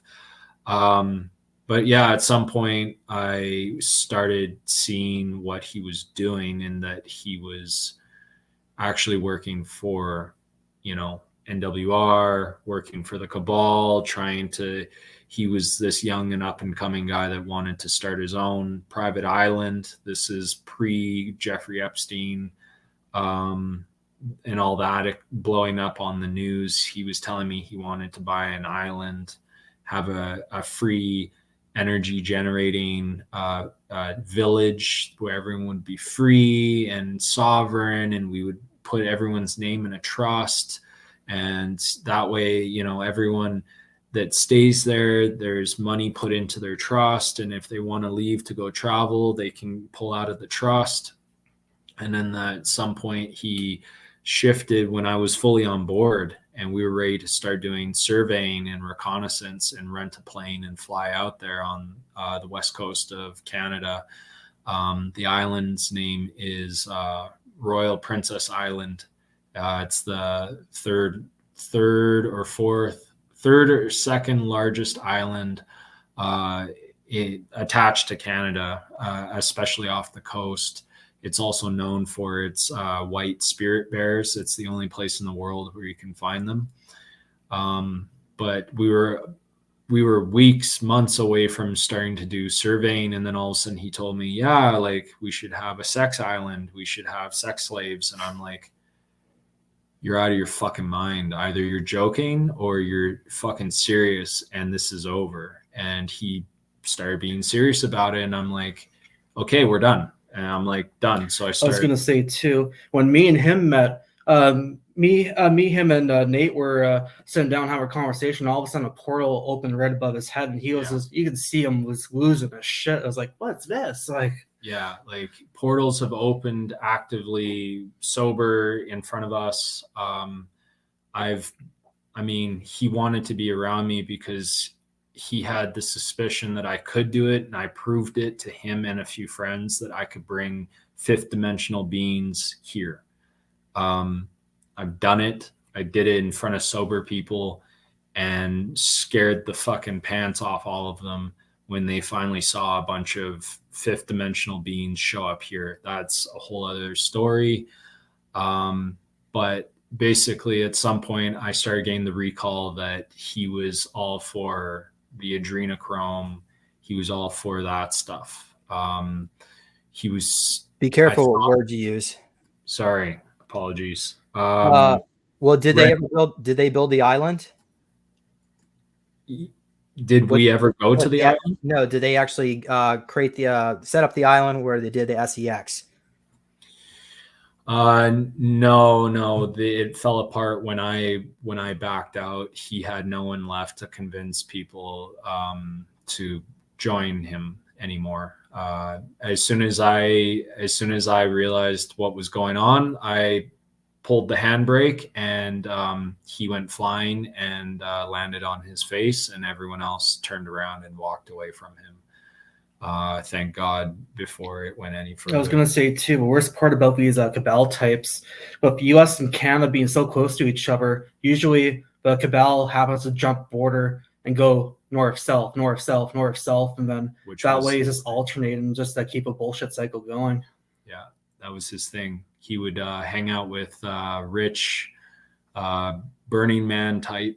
He'd go to Burning Man. He'd go to all the music festivals. He'd meet all the rich hippies that want to be liberated and free, which is great. And I believe in that too. But then he wanted to take it. He wanted to push it that extra step further, where it got into that dark area, where all of a sudden he's pulling people into the darkness. And that was where everyone started to see, all his friends, everyone that I met, they all were like starting to wake up and be like, I think we're good over here. We met for a reason. He introduced me and Ashton for a reason, and something really good came out of it. So I think his ego got in the way of that, and he didn't realize he couldn't quarterback. He couldn't throw the pass past me without me intercepting it, and hence the whole symbolic nature of me being an interceptor. I caught him in the play, and he didn't see that one coming. So yeah. All right, well, I've got a little tiny bit of notes for Ashton. Is it okay if we could keep you on for maybe another 10 minutes? We can go over it. Sure. From the first or second? This is the second one. So this one has to do with, I don't know if I should even say her name. The starts with B. The commanding officer, Nusken, Matthew Freeman, military intelligence officer, 39th Security Battalion. Do you want to go into this? I haven't had much recall on him, but from that session, I guess for some of us assets, especially with the Blue Beam timeline I was in, that eventually the NWR knock off and stuck MIOs and other people on us, kind of like the Nazi days of the Gestapo or SA, SS, or with the Soviets with the NKVD and Party of Commissars. Eventually, Knockwaffen would stick MIOs and stuff on us, not only to give us information, but also keep an eye on some of us as well, because they'd reactivate us for command positions, but they also want to make sure we're not belting out disclosure or going a little too far, like the scalping incident, for example, because we could get away with it in Knockwaffen, but we couldn't get away with it during Blue Beam. Okay, so let's see here. We got Nusken's office. See your weapons, side a piece of Luger pistol, not modern. On the wall, you see a comm panel, glass with black lighting on it. So this is where where are you stationed right now from this memory? Forestburg, Alberta. Okay, so this is IBIS, Project IBIS. Project IBIS was taken down from the underneath that mountain there, but portions of it were scattered and made public. So they got rid of the more gruesome parts, but they kept the initial program where they're taking people in and training them in order to send him into one of the free pieces of the fork, knock off an ICC or Kruger. Okay. And once I'm into IDARF because IDARF was already from before Blue Beam happened. IDARF was still in the play, but no one knew was admitted to IDARF. IDARF was basically made to act as middlemen for what happened during Blue Beam. Understood. All right. So we got. Let's see if I could pull percent. So hold on. There we go. Okay. So let's see here. Project Ibis shut down. Training of animals was taken off world to Mars with the insectoids. So the N word there may have been extreme faction for the Illuminati, gave Freemasons a choice to join a parish. They're using Freemasons to enhance their program as well. So that's basically what you define as the cabal there. So go ahead. When Blue Beam happened, of course, we're still dragging the cabal out and tossing them in the Draco, but they did have all of our lists, all of our programs, all of our assets. Some of them did have the option to make a second choice and join the occupying forces, but the rest of them were generally carted off, usually off-world or to the Draco bubble, as I described the last time I was on. That bubble off Jupiter where they're basically turning into a fleet depot after Betelgeuse was destroyed and everything else is under siege. All right. So so you're saying the NAZIs were the ones responsible for Project Ibis, an extreme faction, a negative group of the. That was me describing it during the recall, but the Nazis were in control of it. It wasn't the cabal doing the Project Ibis. They supplied the people, but the Germans basically did all the work. Okay. What are these pumpkin seed maintenance facilities? Officer training, off-world training to reserve. Is this what we've been talking about all night with the different facilities on Mars that Harris was at and you? The facility that I mentioned in Forestburg now, in this timeline, some of these smaller towns around North America, I mean, it's kind of with the after NAFTA, most of these have been hollowed out. Some of them still had genetic stocks that were useful for certain technologies and stuff in the program. So eventually, Knockwaffen would eventually take some of these towns for a facility right beside usually a coal plant or something else with resources. And then they'd bolster the town, but also use all that spare land to basically build Area 51 like facilities where nobody was around. You could keep a security perimeter and you wouldn't have prying eyes.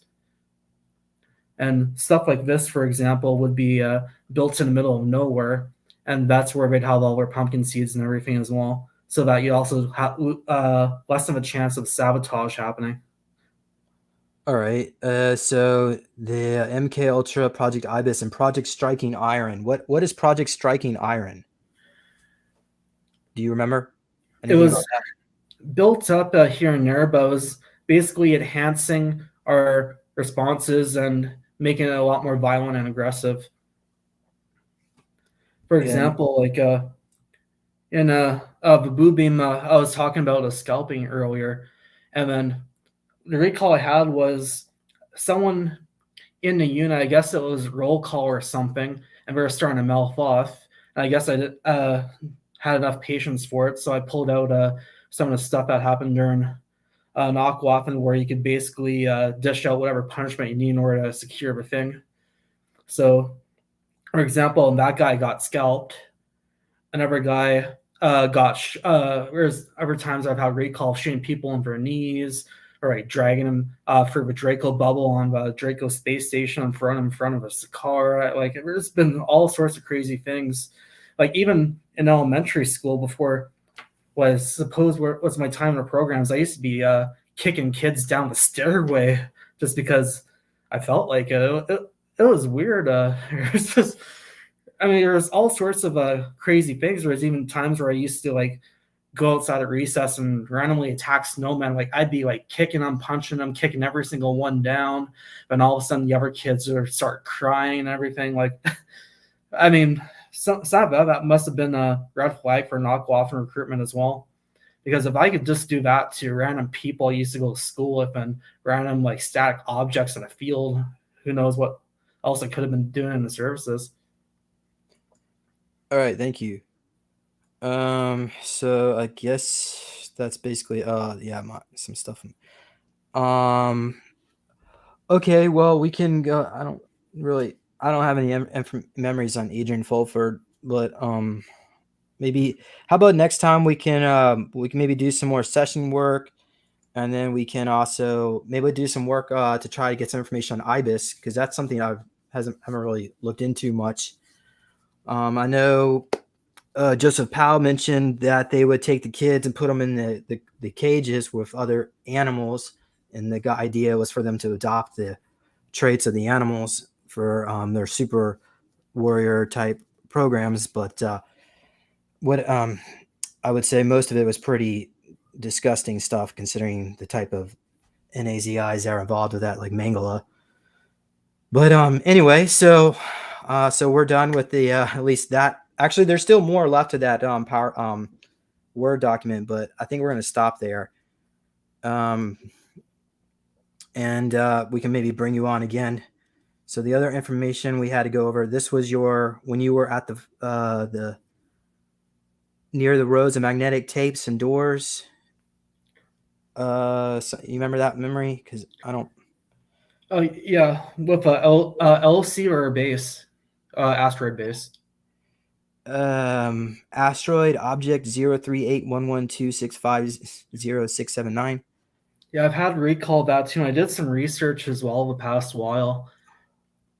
Okay. They did have magnetic tapes, but they also had basically a ripoff of the basic operating system for what looked like a ZX Spectrum computer keyboard or setup.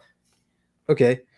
Shall we try to schedule in? We'll bring you in again, maybe another 2 or 3 weeks from now. We'll go over this and the other notes. Does that sound good? Oh yeah, sure. Okay, great. All right, thank you, Ashton. Of course, and thank you too, Harris. Does anybody else would like to make any other final comments? All right. Well, then we can maybe go into some short, maybe like 5 minutes of questions here. Lots of great comments. A few trolls in here today, but that's usually a given for the type of work that we do here. Here's something. Let's see here. Here's a question from IBIS. Does Project IBIS have something to do utilizing angelic aspect of the operatives? So, what do you think? The type of people that they're recruiting are not the average NPCs, non-player characters. Hey, you want to go first, or? Sure. I mean,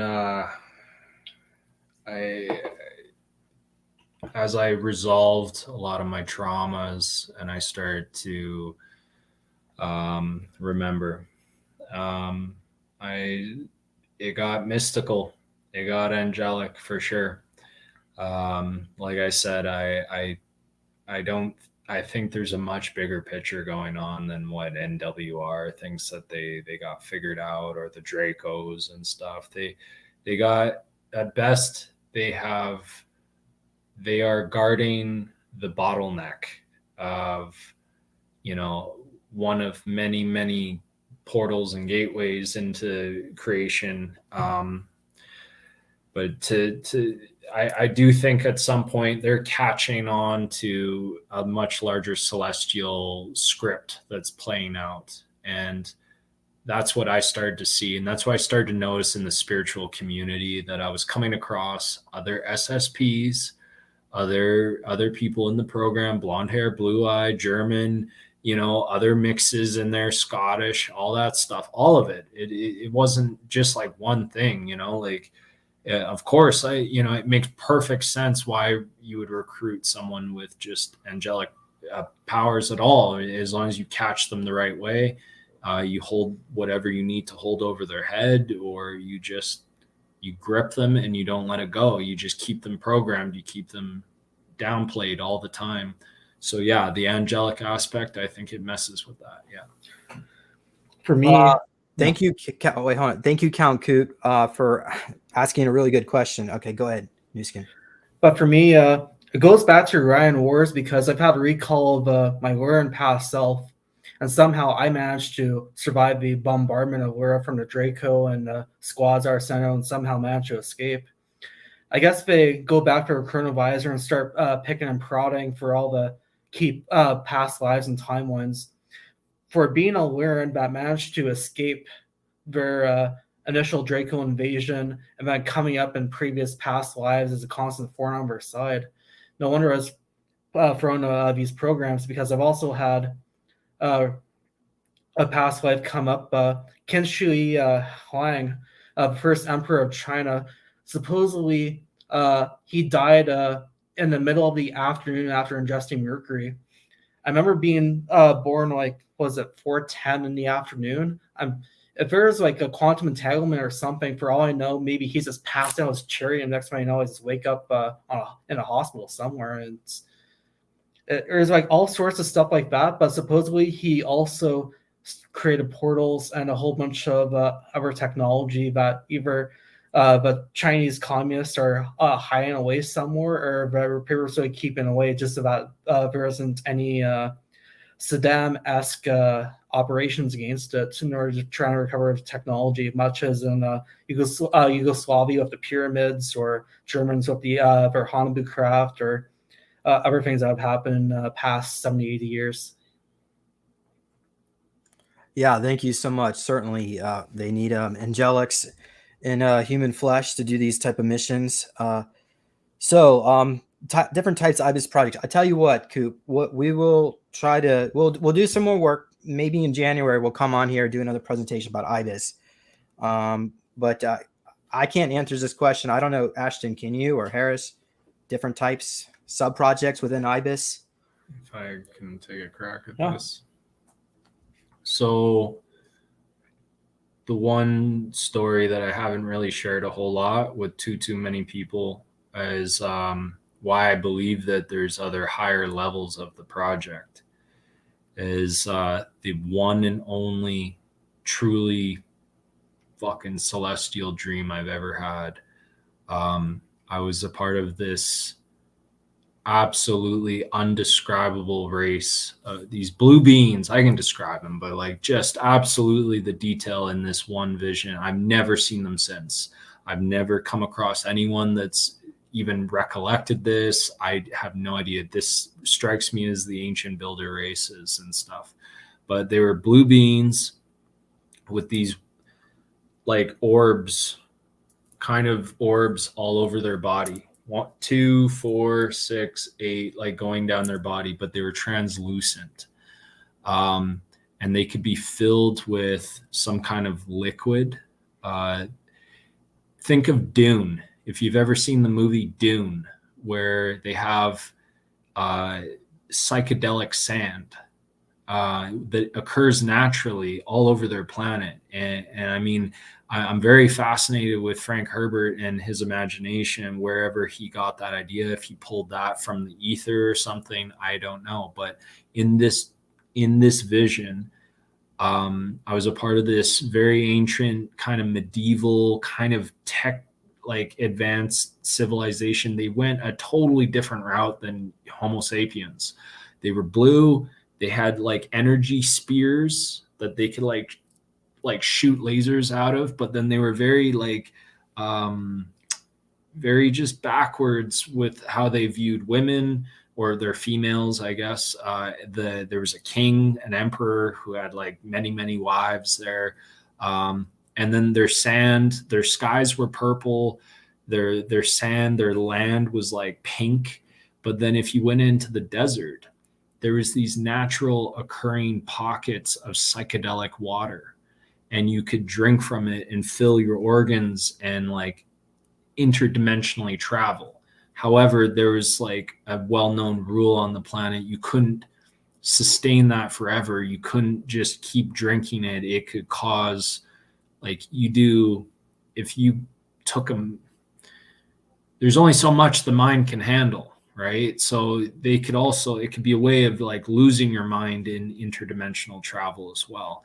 But that was the one and only time I came across something as advanced as that, so otherworldly and so unexplained. No one I've come across with angelic, higher selves, angelic spirit teams, no one has been able to re-describe or recollect what I've seen with that.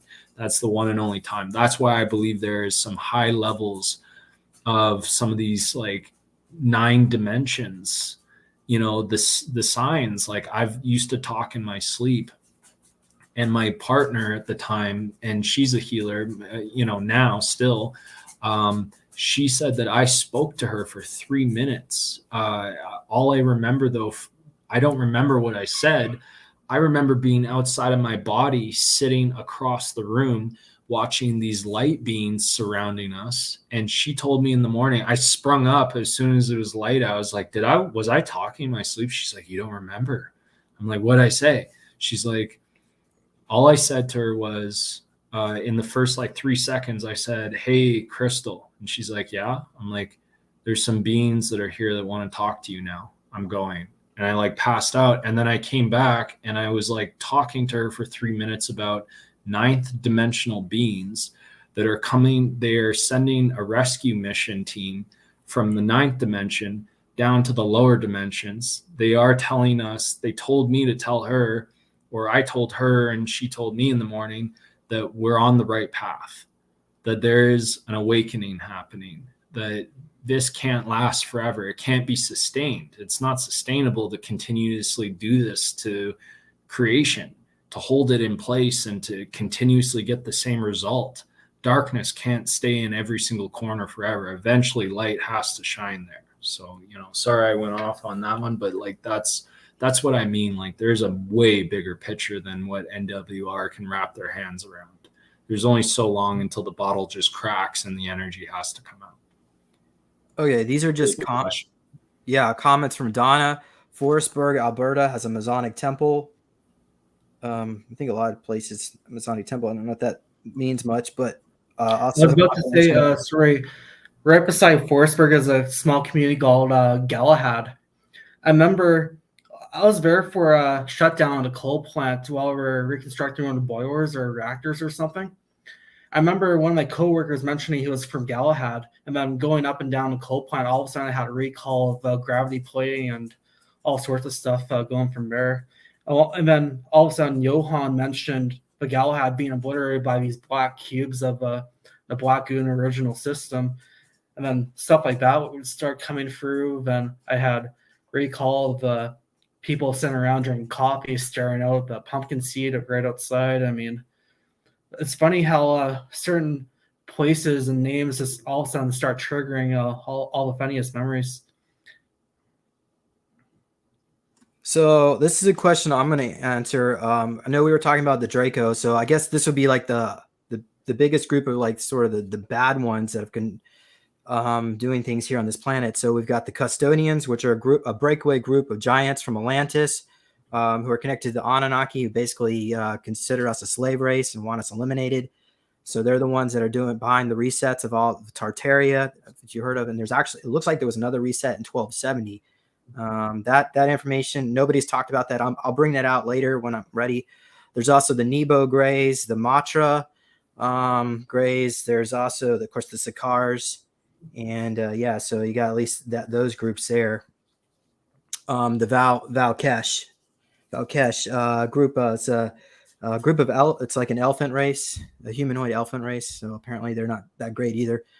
But anybody else want to mention some other beings they may have interacted with, or anything else you want to add to the list?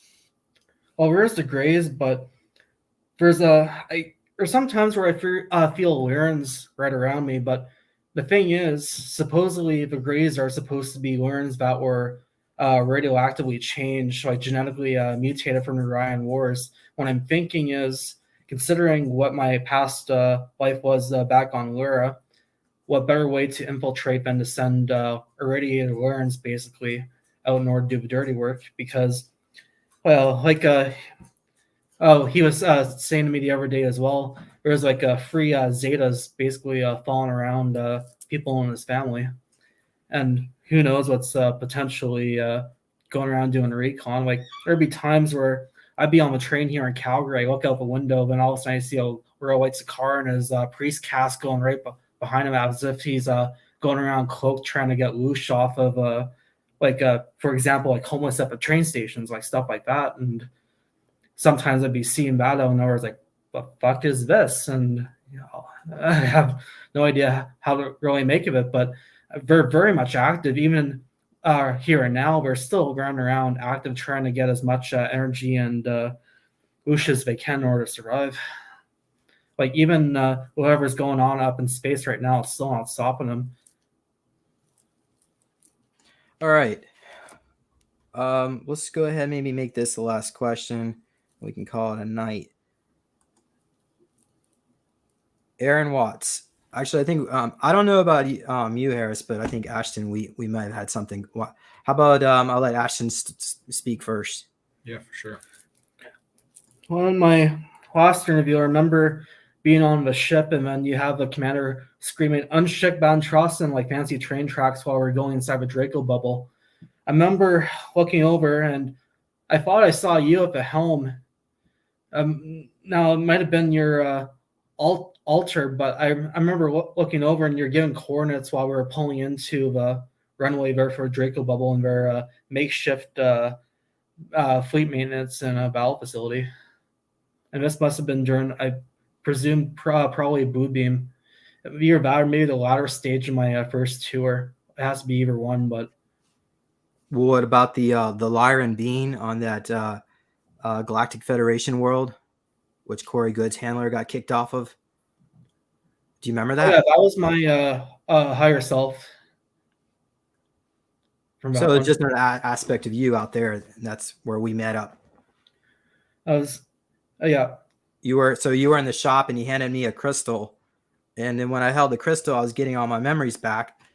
But I got called away because Corey Good's handler, Gonzalez, got caught trying to spy on technology for on the Galactic Federation. Because it's almost like, think of it like the Soviet Union during the time of the Cold War. They had their embassy here in Washington. They can go only or vice versa in the Kremlin. There's a certain distance you can go. So the ICC was, I think that was ICC or Dark Fleet. Oh yeah, it would have been ICC. So that point, so you were in that other body of the Cat Bean, and I was getting all these downloads of my life here on planet Earth, and that's where they would keep hitting me up with the hammer treatment over and over again because I was keep getting my memories back. So they upped my my ration of alcohol use because they wanted to. Anyway, does any of this ring a bell to you? Oh yeah, like the higher self came in, but I don't remember that part directly. But higher self was definitely there.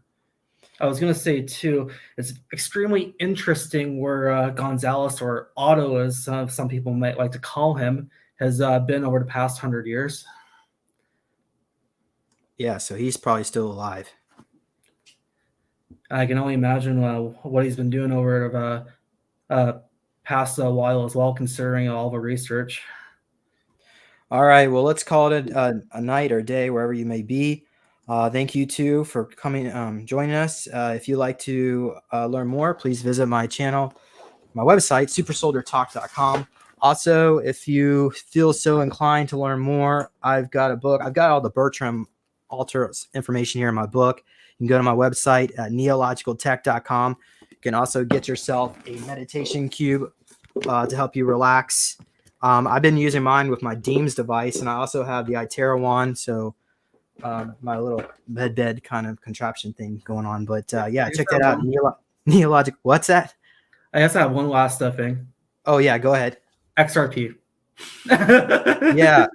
I just got some. I did get some more XRP and XLM. So of course, Kusal, he just came on the last show. He made a prediction of XR. You're not gonna like this, but he said XRP would be $150 in 5 years, which is a lot lower than you're thinking, but still, it's pretty good.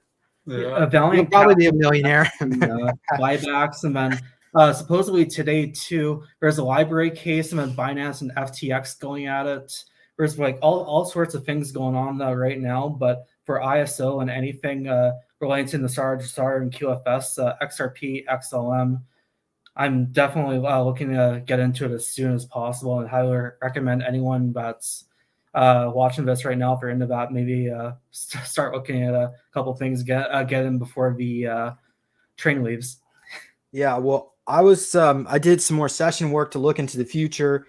It doesn't look like there's going to be nuclear war. I don't know what Kusal is saying, but it looks I was like watching that last night. yeah, it looks like there might be an EMP or possibly a false flag in NYC in 2024 now, but that's still the probability is decreasing. But it does look like we may see Nasara by next July. So something is going to happen with the course election cycle. We'll all find out.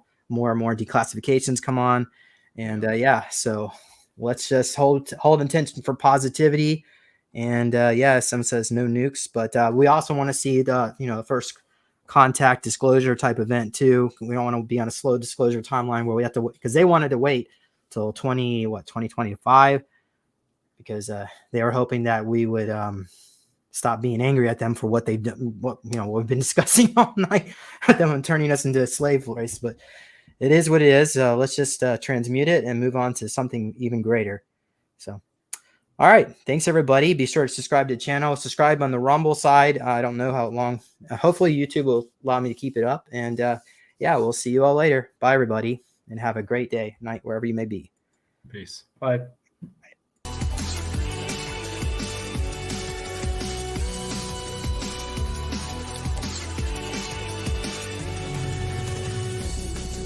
Please consider supporting Super Soldier Talk by purchasing your own Neo Meditation device. Your Neo Meditation device will help you reduce stress, integrate trauma, enhance intuition, enhance clairvoyance, and enhance creativity. Get yours now at www.neologicaltech.com.